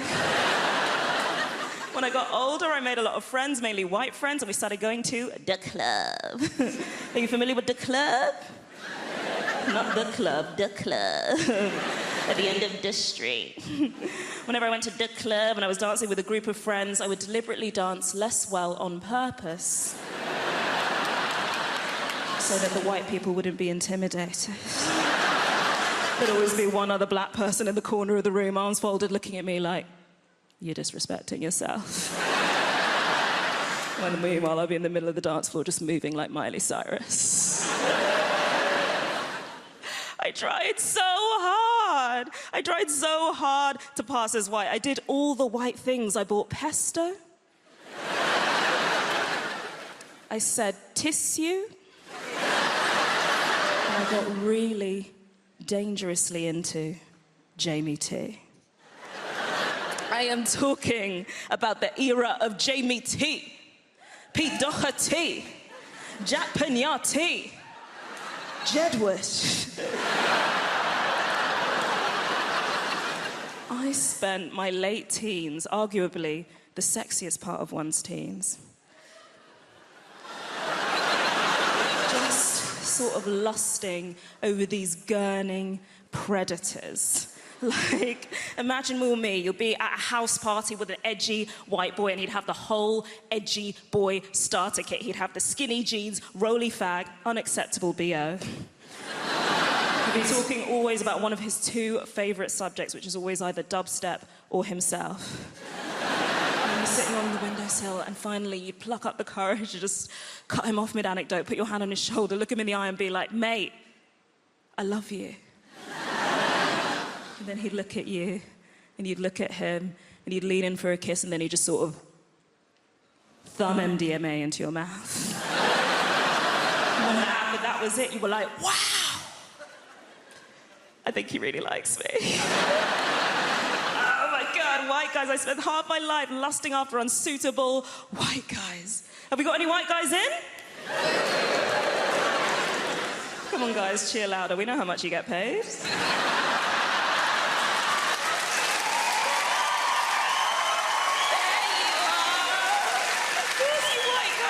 Because you are everywhere. You're in the White House, you're in the big banks, you're in all the fancy court cases, you're killing it. Sometimes literally. But I don't want anyone to think I'm having a go because I genuinely adore white guys. Love your work. Ed Sheeran, amazing. I haven't got anything against white men apart from, obviously, everything it is that they've done. Some of my best friends. Some of my best friends are white men. My mother is a white man.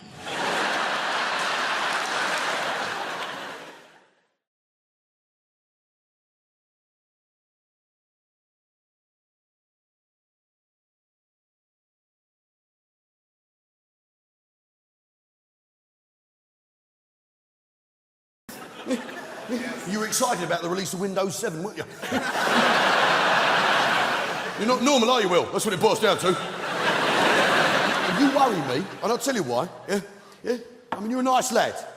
But what you're forgetting, and that everyone else here has remembered tonight, is that today is tomorrow's history, isn't it?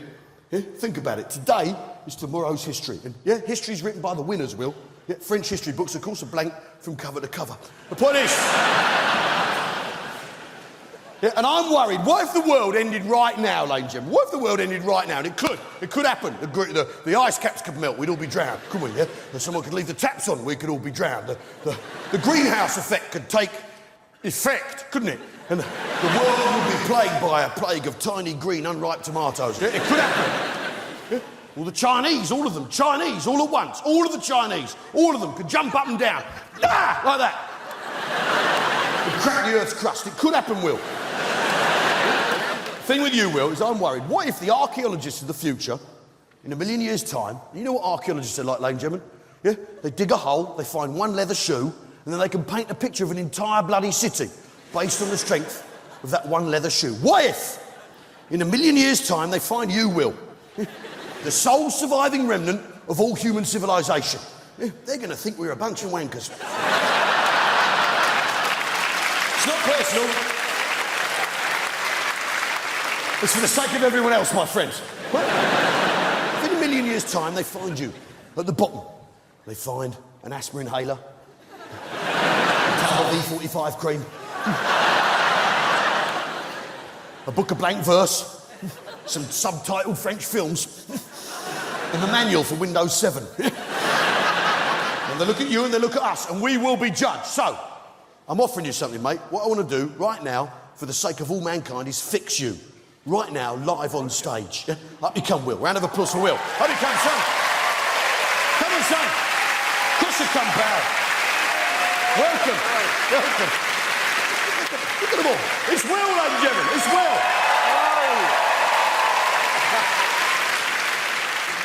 Welcome. Yeah, you got any hobbies, Will? I quite like tennis. You quite like tennis? Quite like tennis. I've got a lot of work to do here, haven't I? You disgust me. Now, It's a good game. Shut up. Now, what we're going to do, it's dead simple. What we're going to do is we're going to do compare and contrast between me and you. Right? Normal and Will. Right? Okay. You up for this? Yeah. Okay, so put your hands out in front of yourself like that. Like that, so everyone can see him. Yeah? That's it. Yeah? Now look at my hands. Yeah. Now look at your hands. Yeah? Now look at my hands. Now look at your hands. Now look at my hands. Now look at your hands. Now, tell me, Will, what have I got that you ain't? You've got 2 rings on. No, it's not the rings. But what's happening there, mate, is I'm pointing at the moon and you're looking at my finger. Can't see the wood for the trees. What I've got that you haven't is class, innit? How so? No, look, I'll sort you out, pal. Here, put this on. Here, put that on. It's too big. Here, put it on. Which finger? Here, shut your face. Which finger? Put it on. That one, you donut. There you go. And the other one. There you go. Yeah, and now, here we go. Let's sort you out. Yeah, you got rubber bands on and stuff, haven't you? Hey, rubber bands. Yeah, to show how much money you're giving to charity. You arsehole. Hey, shut. Yeah, we're nearly there. Let's see it. Nearly. One last touch for you, Will. 1 second. Here we go, pal. How about this? Yeah, put this on. Put this on. There we go. Yeah, pop that on. Yeah. Calm yourself down, Kerry. There we go. Fantastic. Now take a look. You feel better. It looks better, doesn't it, Jammin? Yeah.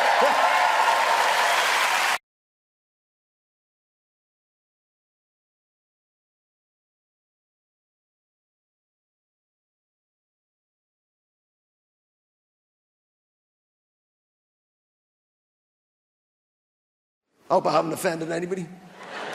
You don't know. You can talk about whatever you want on stage. Nobody gives a toss. You talk about cats. Don't talk about cats on TV. You know? Even if it's a funny thing about cats. Like Cat in the Bin. Remember that? There was a week of Cat in the Bin. A week of a cat going into a bin. You remember the first time you saw that horrific footage? The cat go into the bin. I know, live it with me, brothers and sisters. Is it just me, or was your first reaction, why is Susan Boyle putting a cat in a bin?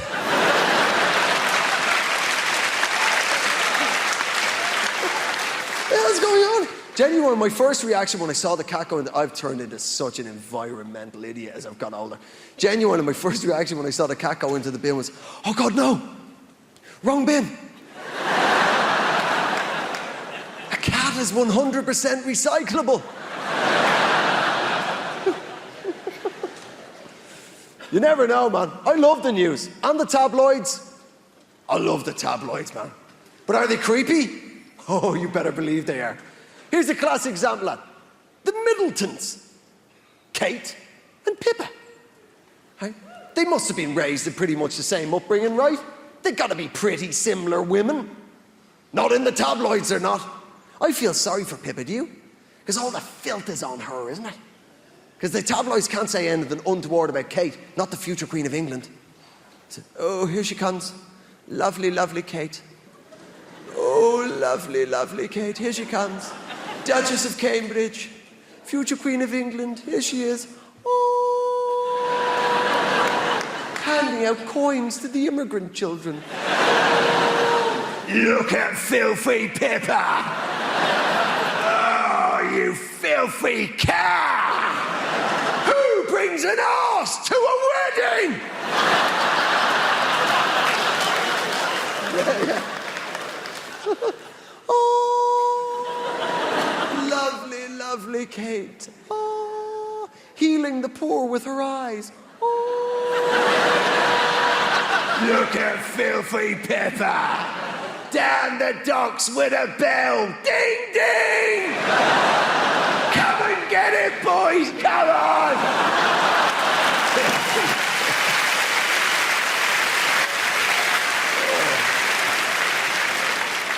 That's all I'm saying, people. I hope I haven't offended anyone. You just don't know when you're a comedian. I'll give you an example of this. I did a gig for the biscuit industry. That's right, people. I work for the biscuit industry. I know. It was terrifying, man. It was 15 biscuit businessmen. And I was dreading it, man. You know, not like this. I knew you were going to be good. It turns out they were great. They were fantastic. And that's why I said it. I only said it because they were good. And I didn't walk straight on and say it. At the end of the gig, I went, listen, you've been fantastic. They were like, more. I'm like, no, I can't. I have to go do another gig. But before I go, can I ask you something? They're like, yeah. Anything? Yeah. It's about biscuits. Yeah. This is all I managed to say before the whole crap house went up in flames. Wagon wheels. They're the same size as they've always been.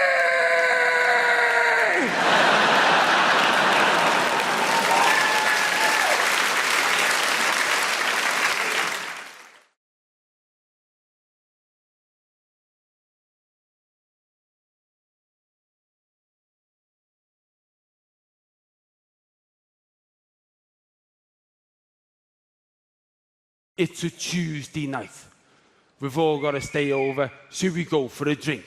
I said, James, I'd love to go for a drink with you. It'd be great. He said, good. I said, I normally play darts, but I'm up for going out. He said, brilliant. He said, because tonight, it's the Brits. Now, I'm in my 40s. I've been married 17 years. I wasn't really sure what the Brits was, to be honest. But in front of me new showbiz mates, I didn't want to look like a knobhead. So I went, all right, yeah, let's go and do some Brits. Yeah, I'm always up for some Brits. We're always Britain it by us. Let's go and Brits it. Yeah, I'm up for the Brits. Let's go and Brits it. He said, fantastic. He said, I'll phone Robbie up. We'll go to his party. I said, great. If we're going to go to a party, let's stop at the off-licence on the way and get the ale in. He said, no, it's not that kind of party. It'll be in a nightclub. He said, do you know Robbie? And I went, I mean, I know some Robbies. He said, Robbie Williams. I went, oh, Bob! 10 minutes later, I'm sat in a car with James Corden and Freddie Flintoff going to the Robbie Williams Brits after-show party. It's one of those moments where you want to phone your mate and go, guess where I am? Well, you can't. I'm just trying to act all cool. I'm also in a car going to a nightclub. It's a long time since I've been to a nightclub. In my head, I'm worried about whether they're going to let me in jeans. The last nightclub I went to, I wore a thin leather tie. It's been a while. We come along in this car. We turn up with this nightclub in London. There's a cavalcade of cars. The bouncers come out and open the door. Bouncers aren't what bouncers used to be. Bouncers used to be different. When I was going to nightclubs, you used to wear dicky bows and look dead smart. They don't do that now. They have little bomber jackets with certificates on the sleeve, don't you? To show you they've got an MVQ in kicking your head in. We go to walk into this nightclub. There's a bank of photographers there. They all start shouting, James, Freddie. Start taking photographs. No one knows who the friggin' hell I am. But they're shouting, James, Freddie. So they stop. So I stopped.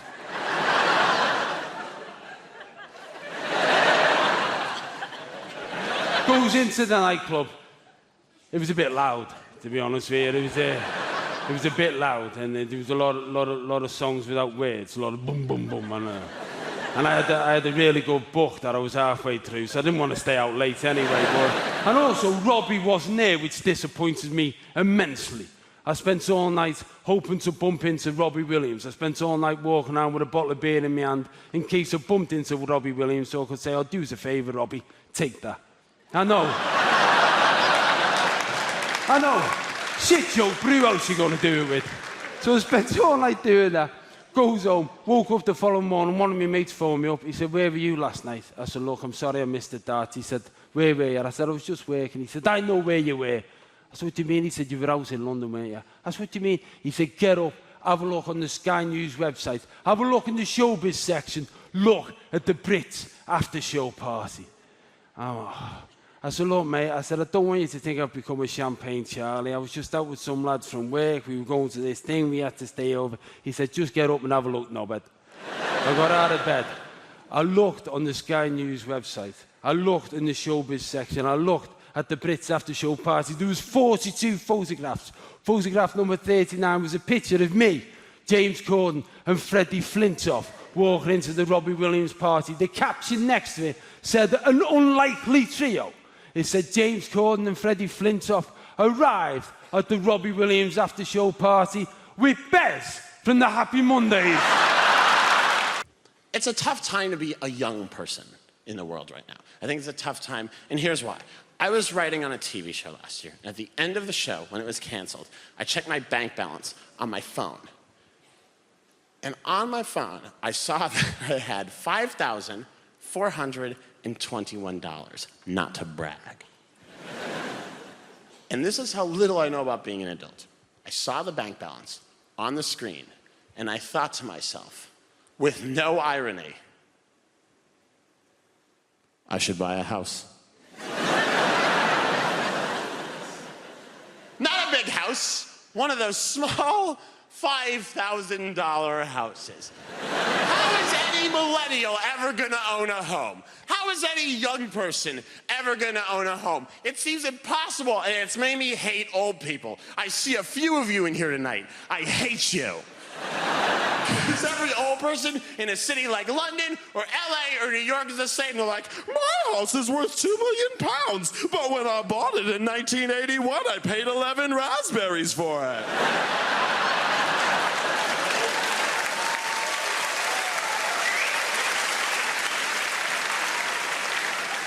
And every young person's like, I have 9 roommates. One of them's a dog with rabies. We'd love to get him out, but his name is on the lease.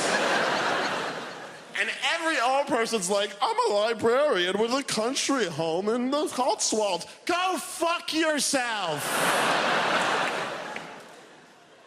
And then there's criticism of young people. Like, young people live on their phones. It's the only place we can afford to live.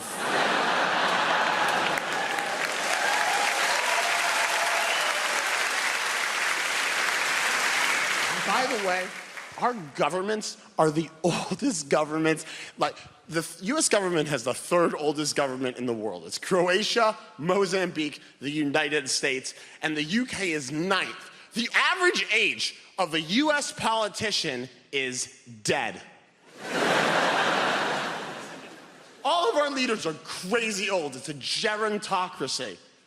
John McCain died last year, the guy who ran for president against Obama the first time, and people were like, what a tragedy.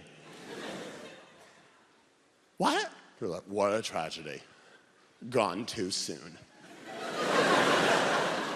No, he should have died 25 years ago. John McCain, when he ran for president, was the oldest man who ever lived. I'm not kidding, look it up. He's the oldest man who ever lived. Everyone he went to high school with was killed when the meteor hit. John McCain is in the Bible. If you open up to the 2nd page of the Bible, there's McCain killing his brother McAbel. He's crazy old. I can't enjoy certain television shows. Like, I was watching SpongeBob SquarePants with a younger cousin, 2 years younger. We love the classics. And I'm getting angrier and angrier because I'm watching SpongeBob and I'm thinking, this sponge owns his own pineapple? This sponge owns a 2-story pineapple? Oh, he must be a banker. He's not a banker. He works in a fast food restaurant. And his neighbor works with him in the restaurant, lives in an Easter Island head. That's a listed building. There's no way he can afford that. Lay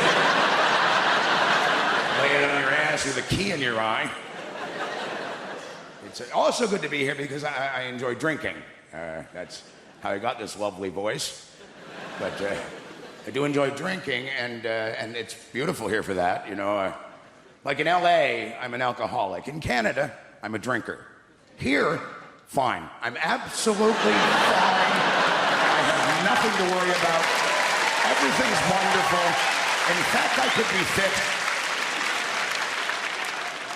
And in Ireland, I'm a pussy. So it depends, really, on where you go. I remember years ago, the first time I got really smashed was in Dublin many years ago. And bless one person. And I got smashed. I've never been that smashed. I fell off the back of a bar stool. I've never done that before. And it wasn't because I was, you know, this kind of drunk. It's just for a brief moment, I thought there was a back on the bar stool. So was like winding up a story, some bullshit story that I thought was clever. You know, and I'm winding her up. And then we all decided to, and just completely disappeared from view. But God bless the Irish. They don't make fun of you. They just pick you up, dust you off, and put you back on that bar stool. And then they all line up and tell you the story about when they fell off the bar stool. And fiddles come out of nowhere. And they sing a song about what just happened.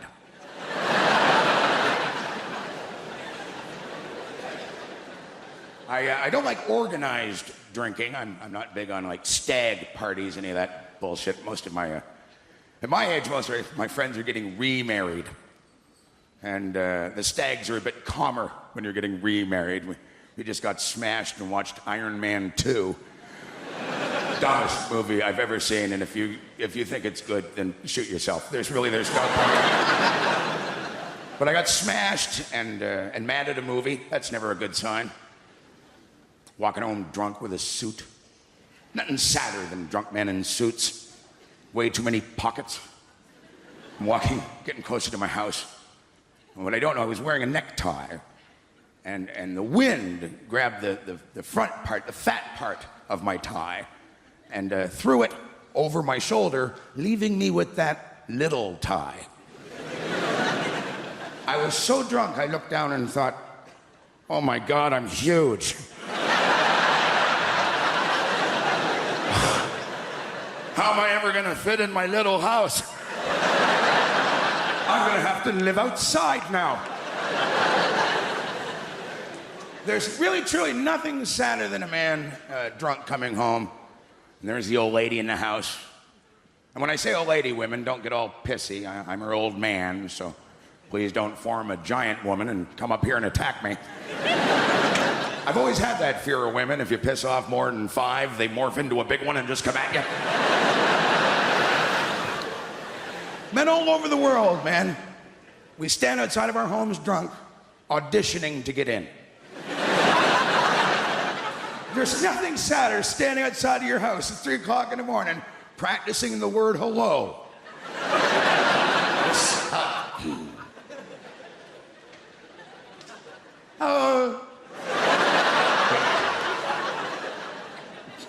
Oh.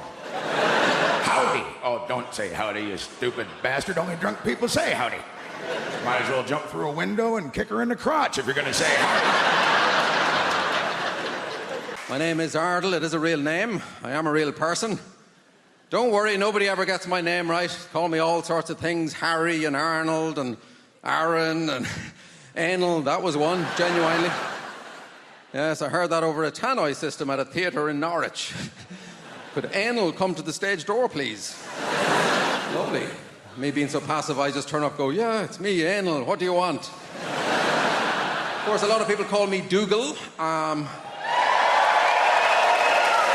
You know why? Simply because of a character that I played in a sitcom many years ago. And just before I start, I'd like to get something off my chest, if you don't mind. Because of that character that I played in this show called Father Ted, a lot of people think I'm actually stupid. I'm the stupidest person in the world, and they feel sorry for me. Only last week, someone stopped my wife in the street and said, "Is he as stupid in real life?" And I wouldn't mind, but I was standing right beside her at the time. I'm talking to her like she's my carer, not just my wife. And this is a true story, and I'm going to tell you this and then I'm going to move on. A couple of years ago, I was in a taxi. I arrived at Dublin Airport. I live in Dublin, and I jumped into a taxi, and I asked the taxi driver to take me home. I gave him the address. I didn't just assume he knew where I lived. And the taxi driver just wanted to talk about this show that I was in, Father Ted. And he was looking at me with pity. And he actually asked me at one point, he said, "Do you remember being in it?" This is my life. People wonder why I do this. Why I travel up and down the country week in, week out, try to convince strangers that I'm a normal, intelligent human being. Well, that's the reason. Anyway, I'm in the taxi. And I'm trying to change the subject to anything at all, sport or politics, and I'm trying to impress the taxi driver with my knowledge, and I'm using big words to impress him, like utensil and testosterone. And we were getting on fine. We were about 20 minutes into the journey. This is absolutely true. I suddenly remembered that I have a car, Some of you are ahead of me. And 3 days previously, I parked my car at the airport car park.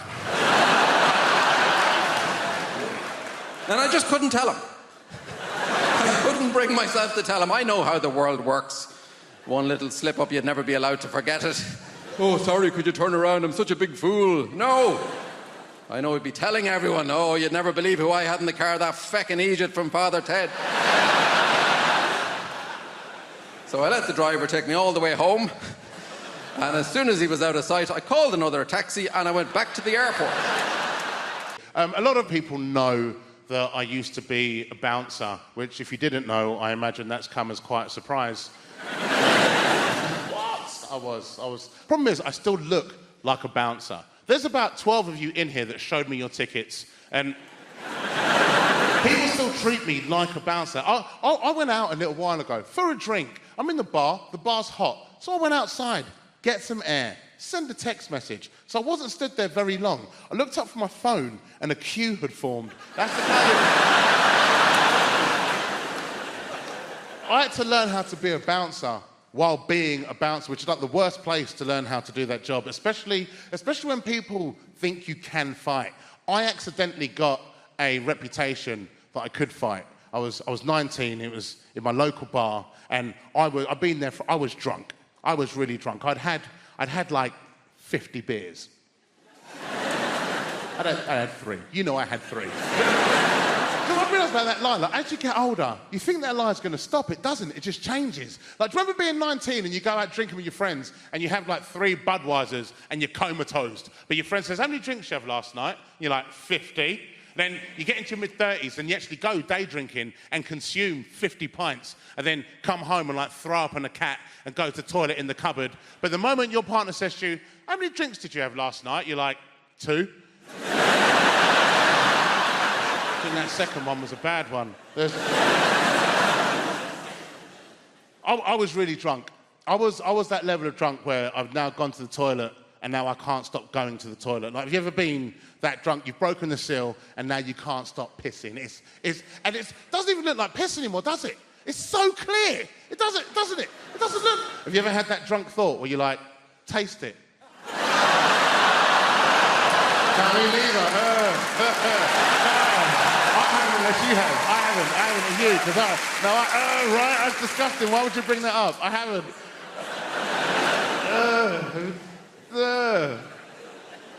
I was really drunk, and a fight kicked off. This guy threw a drink in this lady's face, and then he punched a bouncer and tried to run out of the club. And as he's gone to run out, I've gone to lean on the bar because I need a nap. And he tripped over my leg and hit his face in the bar, knocked himself clean out. Now, I'm stood over this dude. And I'll be honest, I was just trying to figure out if I was in the toilet yet or not. And I stood over this guy, and the owner of the bar came up and he shook my hand and he said, well done. I was like, Then the barmaid came over and she went, yeah, look at him, and he's pissed himself. I was like, yeah, he's...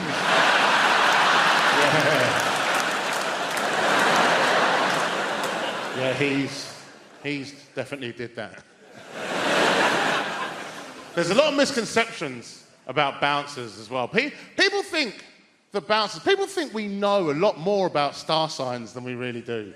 Like, we don't. We just know that's how to catch you out, because I don't know, but I also know neither do you. And you always know who in the queue to pick, because you can see them practicing. We've all done it outside clubs when you're waiting to go in, going 3rd of the 8th, 94, 3rd of the 8th, 94. Then they get to the front and they're confident. They hand their ID and you go, date of birth, please. You go, 3rd of the 8th, 94. You go, what's your star sign?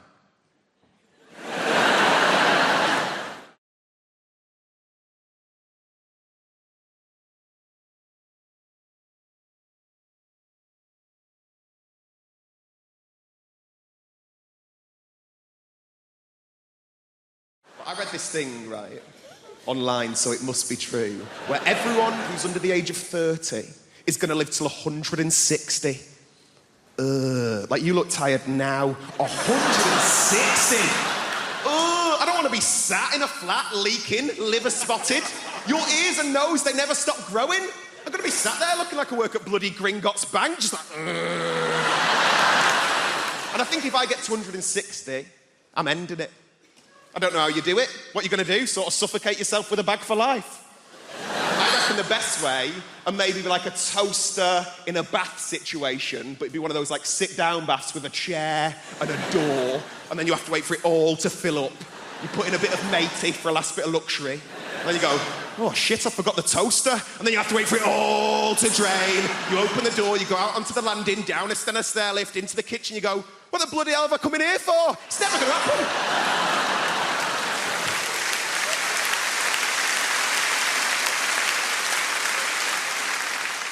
I'm trying to do more nice things, though. That's what I'm trying to do. Because I've never really done anything with my life. I did a thing recently. I went to go and give blood for the first time. Has anyone ever done that? It's just one woman like, yeah, I did it today. It's amazing, but I thought you did it in like a hospital or like a sanitised medical centre. You don't. You do it in like a rugby club or like a methadone church, right?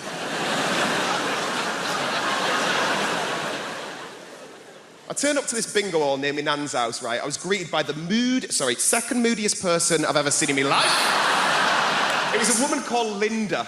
Like, her name badge said Jean, but she looked like a Linda. Do you know what I mean? Like short bob, gelled fringe, good at darts. She weren't happy. I turned up, she goes, have you got an appointment? And I went, no. And she goes, have you filled out a form? And I went, no.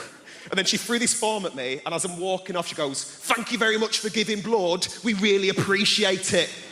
Giving blood is the greatest gift anyone could ever receive. And I'm thinking, Linda's never been given a slow cooker.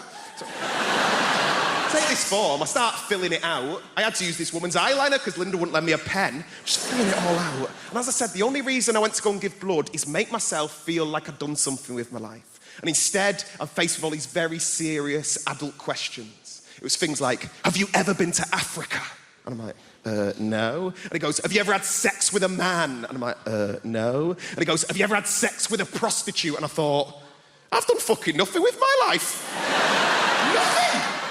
Have you injected drugs? Have you spoken drugs? Have you had any treatments in the last 6 months? I panicked. I went, oh, well, me and my mum have had facials off Groupon. Not the right answer. Weirdest question, are you HIV positive? I was like, what? Like, no. Like, if anything, I'm against it. And then they took me off into this room, and there's all these sort of like Sharons and Johns lay on beds with sort of needles in their arms. Like, it looked like a spa day for smackheads. Put a belt round my arm, not even a nice belt. They spanked it a bit, they told me to relax, and then they whipped out the biggest flipping needle I've ever seen in my life, and I just fainted. Completely fainted. I can hear all these muffled voices, and then I can hear Linda's bellowing voice just going, I knew he'd be a fainter. I'm like... By the time I'd come around, all these people are trying to help me out, and Linda just parted them. And her way of trying to make me feel better, her way of trying to make me feel like a proper grown-up was going, would you like a glass of orange juice and a biscuit? I was like, no, Linda, I want to have sex with an African gay man for money. That's what I want to bloody do.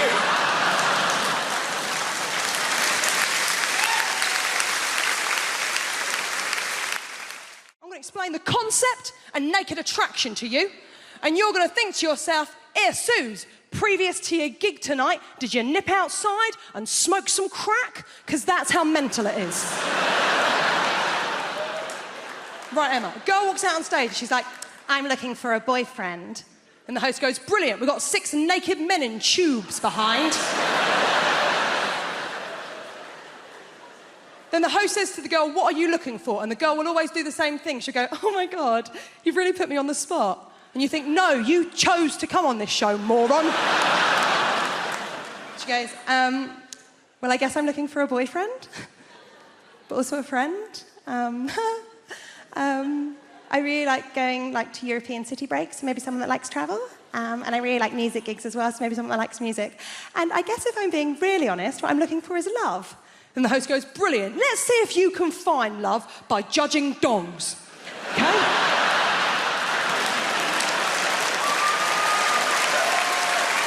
6 naked men in tubes! Okay? Now, Emma, there's a screen in front of all of them. every round, the screen goes up a little bit more to show a little bit more of the naked body. Every round, one man gets eliminated until the end. She's got a couple of nudie fellas to choose from, okay? Now, Emma, first round, screen just goes up to the knees. There's always one bloke who's got really rough feet, really rough, like he was an extra in The Hobbit. And he just never took the feet off afterwards, right? Now, she clearly looked at them feet and thought, well, them trotters ain't coming home with me, right?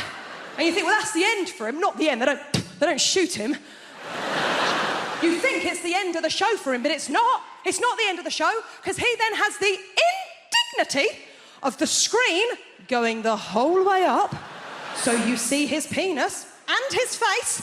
Then he has the most awkward moment in television where he steps out of his tube, walks over to her and gives her the most uncomfortable hug you have ever seen. Well, you can tell all he is thinking is, don't touch the lady with your dick. Whatever you do, don't touch the stranger with your dick. And then his sad little ass walks off stage. Now,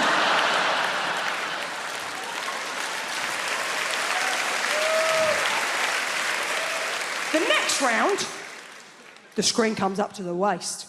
And let's be honest, it is the round we are all watching for. It's cock-a-clock. Now, it's not going to come as a surprise to any of you. There's a lot of people in this evening. I'll bet it doesn't come as a surprise to one person in this room. I ain't seen many willies.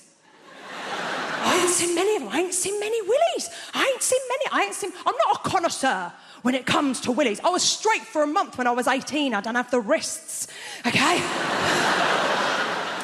But even to me, even to the untrained eye, there was one that I was like, oh, there's something up with him. There was something just not quite right about it. They're not meant to have a corner, are they? Halfway through, it had like a proper corner. Now, she clearly looked at that one and went, ooh. She can't do that, can she? She'll go work on Monday, she don't look a bitch on TV. So instead, she has to do a little lie. Emma, see if you can see where she went wrong. She went, I'm going to have to get rid of number 4. Colonel Weird Dick. I'm going to have to get rid of number 4 because the way that he's standing, he doesn't really look like a very confident guy. And I'm only really attracted to really confident guys. And I thought, he has his penis out on television. How much more confident would you like this twat to be?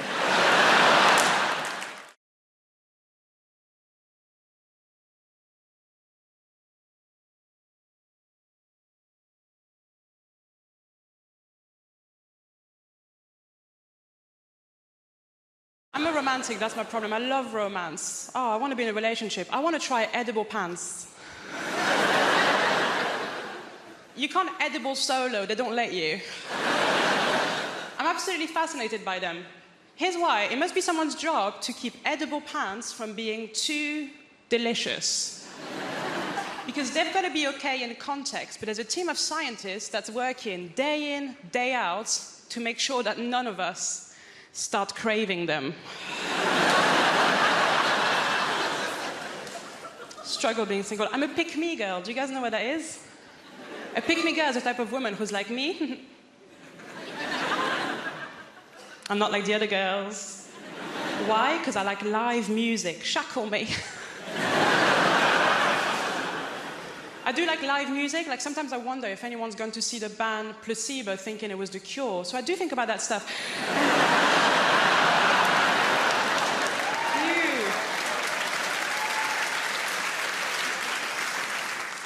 Love live music. I went to see ABBA Voyage. Have you guys seen it? ABBA Voyage, if you haven't seen it, it's incredible. It's ABBA. They've got holograms now. But just before going into ABBA Voyage, I found out a little bit of industry gossip, and I'm going to share it with you because I was pissed off. ABBA, the band, they're not even dead.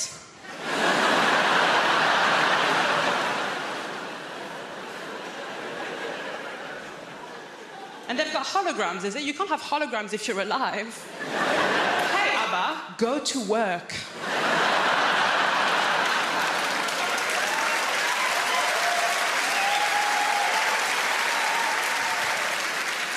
ABBA ABBA Voyage, it's amazing. From start to finish, it's them at their best. They were 28 years old when they recorded it. Start to finish, them at their best. A bit like this. So, ABBA Voyage, at the end of ABBA Voyage, sometimes the real ABBA, they come out. But the problem is that at this point in your life, you've only known them as hot 28-year-olds. So when 76-year-old ABBA comes out, it doesn't look good.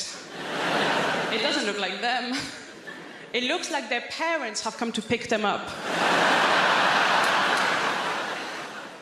I am a pick-me girl. I lie about my interests constantly, I do. My new thing now is I pretend to like football. Now, I want to like football. I really do. I really respect it as a sport. My problem is too much of it has happened. And no one will let me catch up.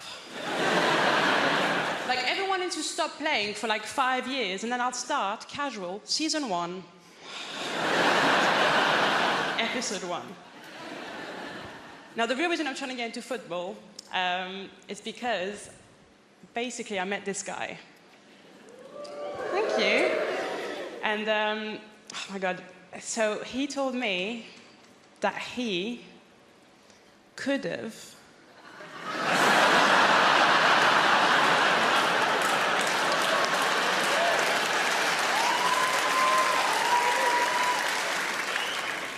Do you guys know him? That's weird. He does have a lot of friends. He said he could have gone professional.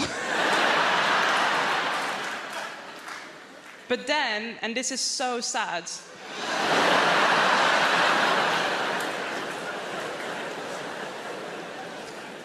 just before the trials,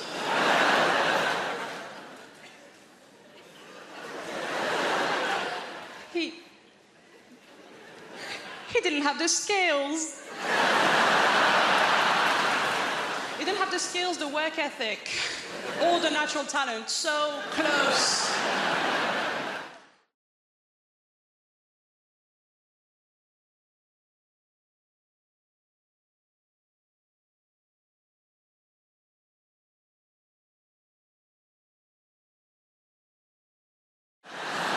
I am quite impressed at the number of sports that have been adapted for disabled people, though. It's nice that they are so inclusive these days. I reckon we should go further and adapt versions of classic board games as well. You could play a very special edition of Guess Who, where all the characters had disabilities. No one would ever win, because everyone would be too afraid to describe their character in case they caught offense. The questions would be fun as well. Is your person incontinent? Does your person have crayon around his mouth? Does your person have trouble speaking properly? Is your person Danny Dyer?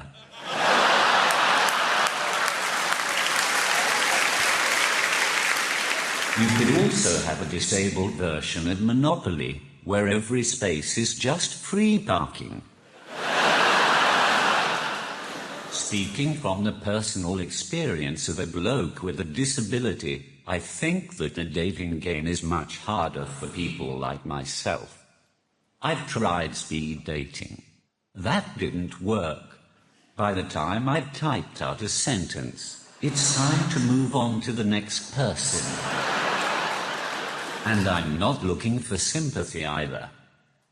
I'm just using emotional blackmail to try to get someone to sleep with me. I'll be in the bar afterwards, if any of you are interested. Yes, even you, sir.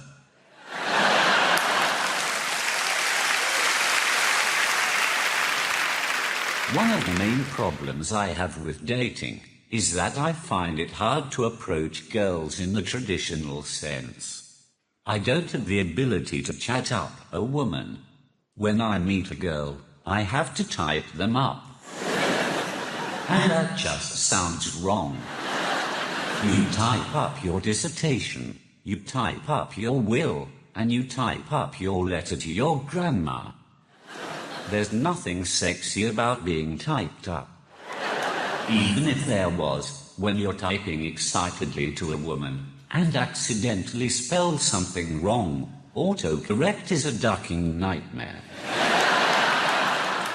For example, I once asked a girl if she had a pen I could borrow, so I could write down her number. I didn't expect it to say, "Can I borrow your penis?" So you can imagine my surprise when she pulled it out right in front of me. It's at this point in my set when I like to remind people that I'm not related to Stephen Hawking in any way. In fact, the closest I have ever come to being Hawking is when I went to see The Theory of Everything at the cinema. It's the movie about Stephen Hawking and his life. I didn't go to watch it though.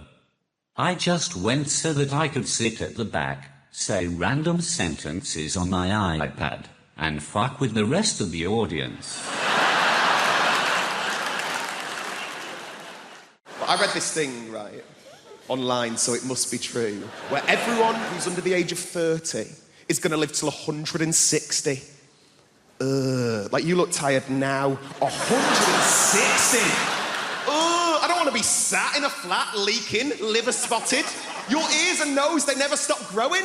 I'm going to be sat there looking like I work at bloody Gringotts Bank, just like... And I think if I get to 160, I'm ending it. I don't know how you do it. What are you going to do? Sort of suffocate yourself with a bag for life? I reckon the best way, and maybe like a toaster in a bath situation, but it'd be one of those like sit-down baths with a chair and a door, and then you have to wait for it all to fill up.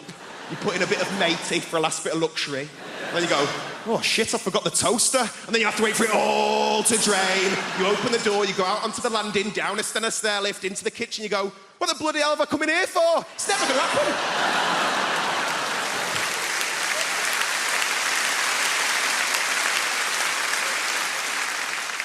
I'm trying to do more nice things, though. That's what I'm trying to do. Because I've never really done anything with my life. I did a thing recently. I went to go and give blood for the first time. Has anyone ever done that? It's just one woman like, yeah, I did it today. It's amazing, but I thought you did it in like a hospital or like a sanitised medical centre. You don't. You do it in like a rugby club or like a methadone church, right?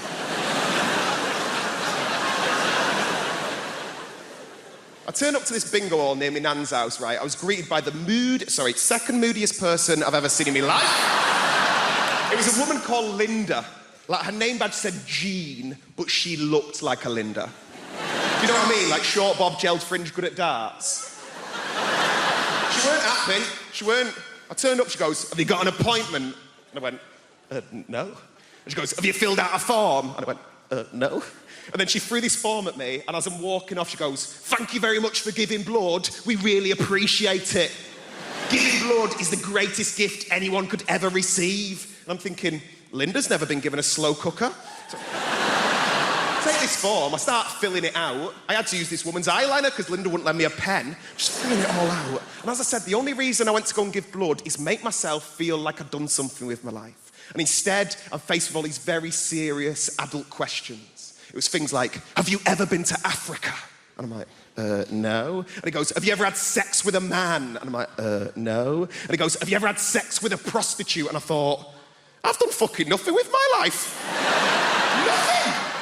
Have you injected drugs? Have you spoken drugs? Have you had any treatments in the last 6 months? I panicked. I went, oh, well, me and my mum have had facials off Groupon. Not the right answer. Weirdest question, are you HIV positive? I was like, what? Like, no. Like, if anything, I'm against it. And then they took me off into this room, and there's all these sort of like Sharons and Johns lay on beds with sort of needles in their arms. Like, it looked like a spa day for smackheads. Put a belt round my arm, not even a nice belt. They spanked it a bit, they told me to relax, and then they whipped out the biggest flipping needle I've ever seen in my life, and I just fainted. Completely fainted. I can hear all these muffled voices, and then I can hear Linda's bellowing voice just going, I knew he'd be a fainter. I'm like,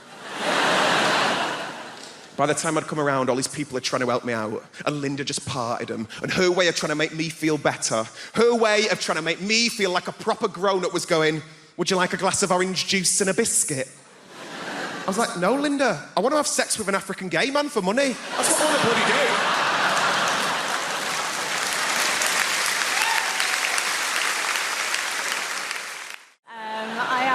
What you call in show business a triple threat. I do comedy, and I do music, and I will cut you.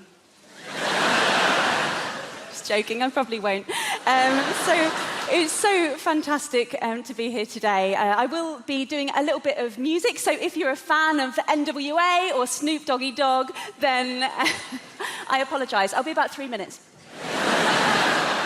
So this first song, this is about travelling on a train. Could you give me a cheer, Apollo, if you've ever been on a train before? About half. Okay, great. Lovely. Well, the half of you who cheered, that means you are my target demographic. Congratulations. So I'm going to sing this song. This is about the worst thing any of us can ever encounter on a train journey. Just before I sing it, I have had some problems at previous gigs, actually, so I just want to make something crystal clear. If you listen carefully, I'm not even saying the word Hindu.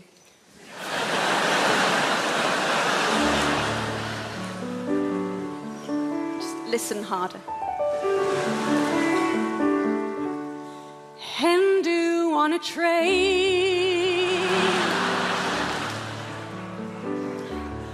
Hindu on a train. Cowboy hats and penis cakes.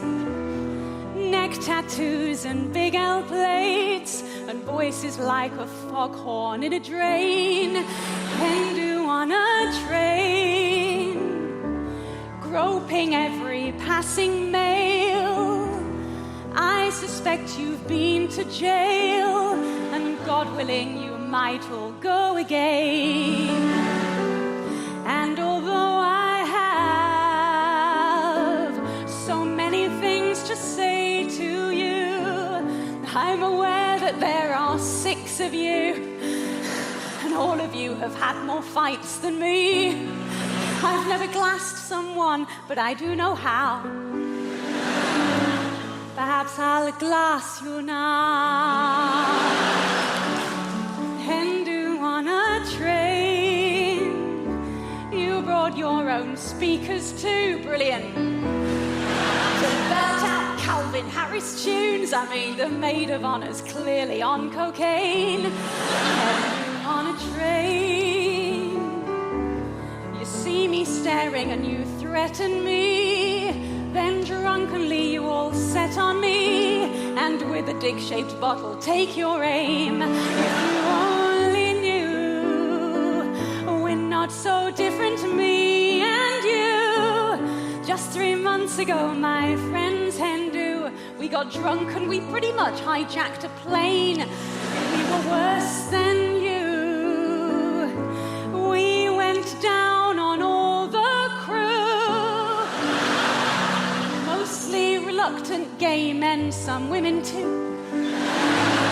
We got thrown out of Spain. You see, we're all the same, but you're not listening, you're bashing out my brain. Hindu on a train.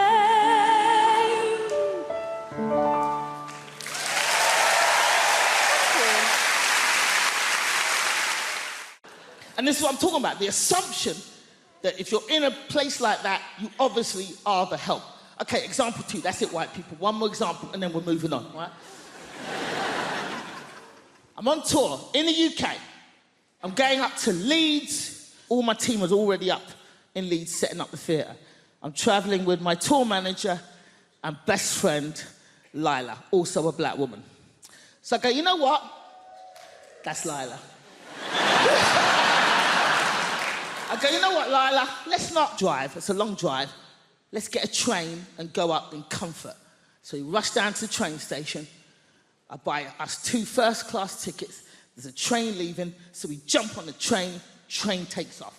and we're walking through the train towards the first-class carriage.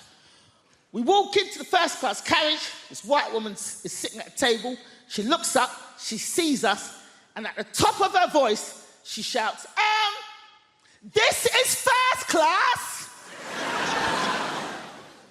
Now Lila goes, "What the fuck did you say?" And I hold Lila. "No, Lila, no.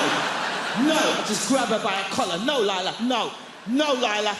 No, Lila, no. No. Watch me humiliate this bitch just with my mouth. Come back."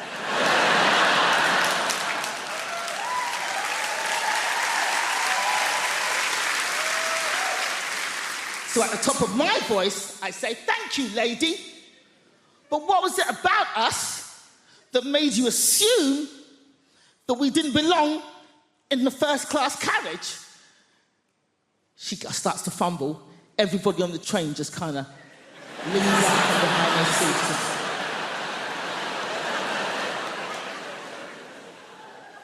And she gets flustered. She's like, and then all she could think of was like, "I thought you were lost." And I was like, "How'd you get lost on a moving train going in one direction, bitch? How?" Now, this woman was not alone. She was with her husband. Her husband was sitting opposite her at the table, same table. But we did not see her husband's face for this entire confrontation, because the entire time he was hidden behind a newspaper.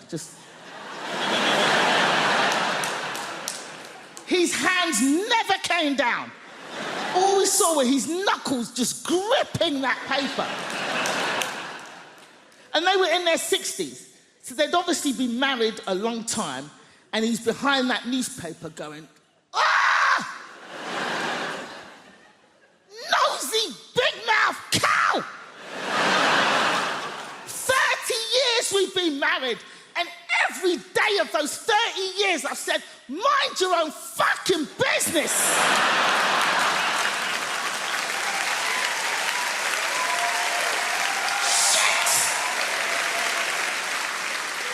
And now we're both going to get beaten up by these two black boys.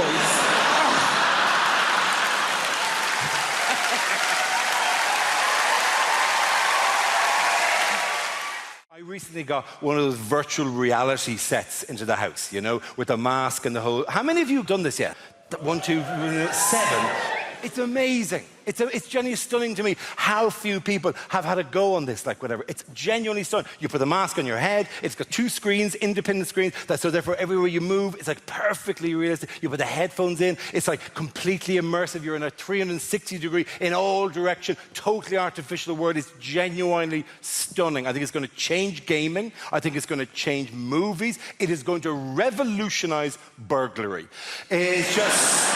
You break into a house and somebody has that on their face, Jesus, relax, chill out, you've got an hour. They're not going to know you're there. There's no rush, you can choose what you want. I like that, but that'll work well in the hall. It's a different game, right? And the weird thing is, as you saw there, not everyone's having a go at this. This is a genuinely transformative entertainment technology, and not everyone is using VR, right? And one of the quiet reasons that no one's talking about it, the reason that people aren't using VR is because nobody's using it to watch porn.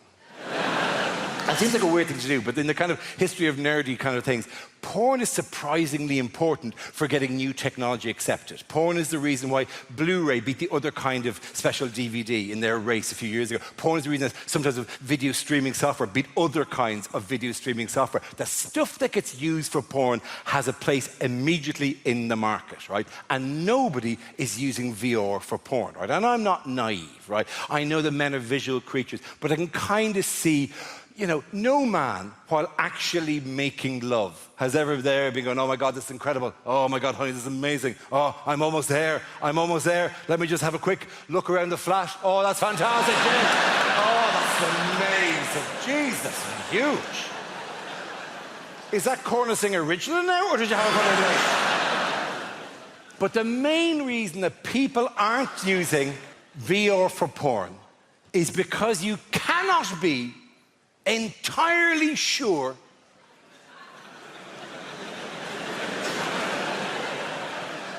that she's out for the afternoon. And And I mean 100% sure, because the stakes are really high. You do not look good in this situation. You do not need your loved one going, oh, I've left my credit card, I better go back in.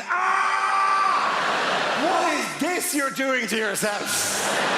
Yes, I was bringing the kids to my mother's house, but the little one fell in, we've had to come home. But Jesus, this is what greets us. The nightmare is you finish the wank of the century, you take off the mask, and there are 3 police officers just staring at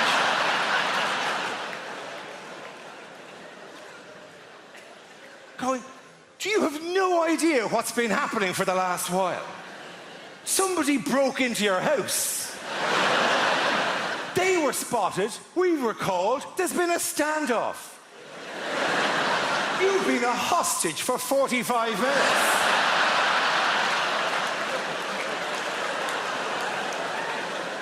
We've had to close off your road. Sky News have a helicopter slowly circling overhead. Your wife is outside on a megaphone going, stay strong, John, stay strong. And all the time, we've been watching you on the thermal imaging. Just battering away at yourself.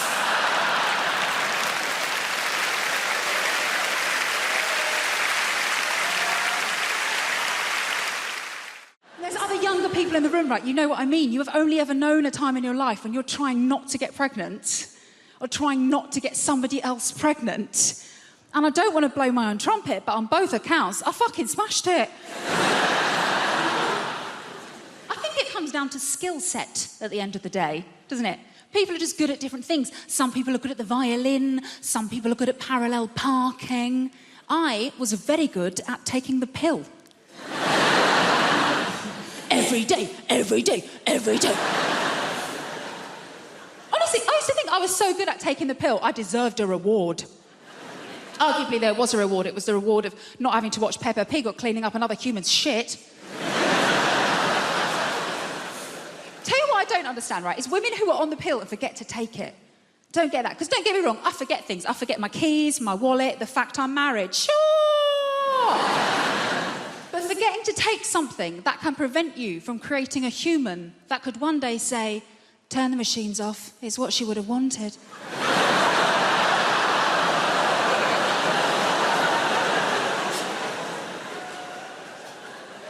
I'm going to remember that one, thank you. Obviously, it does happen, though. Women forget to take the pill, they get knocked up. Happened to a girl I used to work with, actually, when I used to work in an office, right? And we were chatting about it one day. She was so blasé. We're in the kitchen. She's just standing there rubbing her belly like, well, the thing is, I've just got really bad memory. I was thinking, that's funny, because every day without fail, you remember to steal my milk. Maybe if you'd strapped your packet of microgynon to my semi-skimmed... Stephen in accounts wouldn't be telling everyone how you trapped him. But I think the reason I was always very good at remembering to take the pill, because I've been on it for so long. I was on it since I was about 16. And the reason I started taking it was because I was going out with my first boyfriend, Kevin Sutherland. A boom, chicka, wow, wow. He was quite the catch. He had a Peugeot 106 and a tattoo of Bart Simpson, which I thought showed a great joie de vivre. And things were going very well between Kevin and I. We had matching bracelets from Argos, so you can tell how serious we were. And we'd agreed that we were going to do it for the first time, right? So I was like, right, I'll put myself on the pill because my first time is going to be really special. My first time is going to be just like in the movies. So the big day arrived, and Kevin, bless him, he made such an effort for everything to be really perfect. Like, he paid his little brother to leave the room.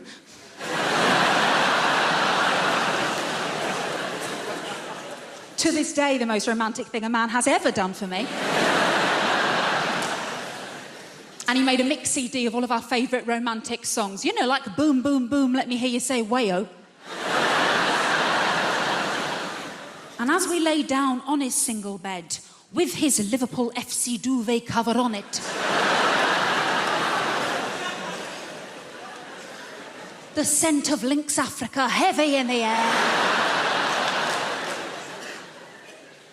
And as Kevin took my virginity so beautifully and gently and quickly from behind, I remember thinking, wow, just like in the movies. Obviously, it's quite difficult to make eye contact in that position, isn't it? Almost felt like I lost my virginity to Stephen Gerrard.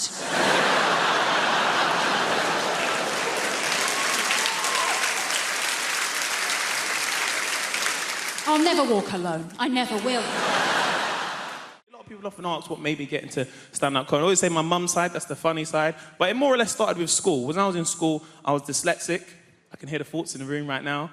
Oh my God, he's dyslexic. He can't play Scrabble. Oh my gosh, he can't.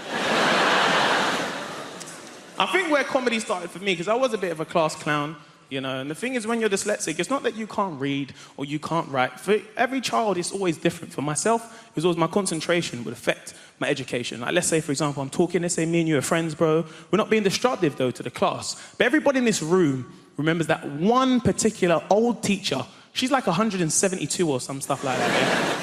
And do you remember when she'd catch you talking and make a big meal out of it? So we're having a small conversation, then she'd notice me, particularly me, talking,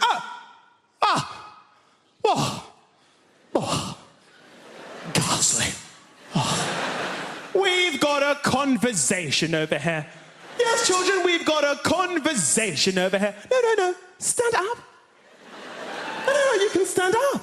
Do you remember someone would try and defend it for you? Actually, do you remember what you actually say to her as a reply? But miss, I'm not even doing anything. Do you remember when teachers just lost it for a little bit? That's right, you're doing nothing. Now stand up. Someone would try and defend it for you in your honor, in your class. Now, miss, you know what? Man wasn't even talking, you know. I was sitting right there. I'm sweating. I feel like you're just segregating him because he's dyslexic. Why are you doing this, miss? Do you remember when your teacher just didn't care anymore? She's been there so long, she didn't care. Do you remember your teacher's like, What? You can fuck off! Do you remember when the first time your teacher swore? Do you remember that kid? He couldn't believe it. What, you're swearing at me? No, I don't care. I'm telling my mum. What do you mean about me? I don't care about. I'm going to tell Austin. What do you mean, me, yeah? Tell the whole me. This teacher didn't care. And you, stand up. So I stood in front of the whole class. You know, I was in a science lesson. So one teacher said to me, so Mr. Mo, Mr. Mo, being as you like to talk. No, because you like to talk. You ever see when teachers get so passive-aggressive, they laugh, but nothing's funny? Mr. Mo, no, you like to talk. You think it's MSN or something like this, don't you? Yes. So, being as you like to talk, yeah, you can tell everybody in this lesson, yes? Yeah, no, because you're a talker. You're going to be a teacher one day, aren't you? You can tell everybody in this lesson what osmosis is. Huh? What is osmosis? So I was like, osmosis. So I was like, well, osmosis is actually the process where a high concentration goes into a low concentration. A bit like if I put potatoes in water, they expand with weight and density. Anyway, what I was saying before getting really interrupted, basically like...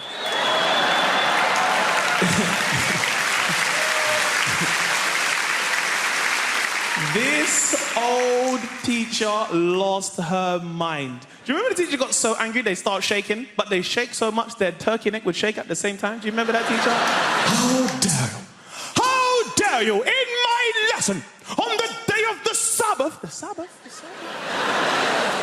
It's Orange Wednesdays. What's this Sabbath thing about? What's that? How can I get involved with that stuff? Do you know what? Get out right now. You can get out right now. So I never forget, you know, I'm walking outside the lesson, you know, spudding some of the guys in the way. Don't know. You know. But I thought, you know what? I've had enough of being treated like this. I've had enough of this, because right now, I'm in year 11. Soon I'm going to leave. I'll be in college, earning some real money, making some EMA. I've had enough of being treated like this. Yeah. And I said to my teacher, I said, you know what, miss? I'd actually be learning if you was doing your job, which should be teaching. The whole class simultaneously went, oh my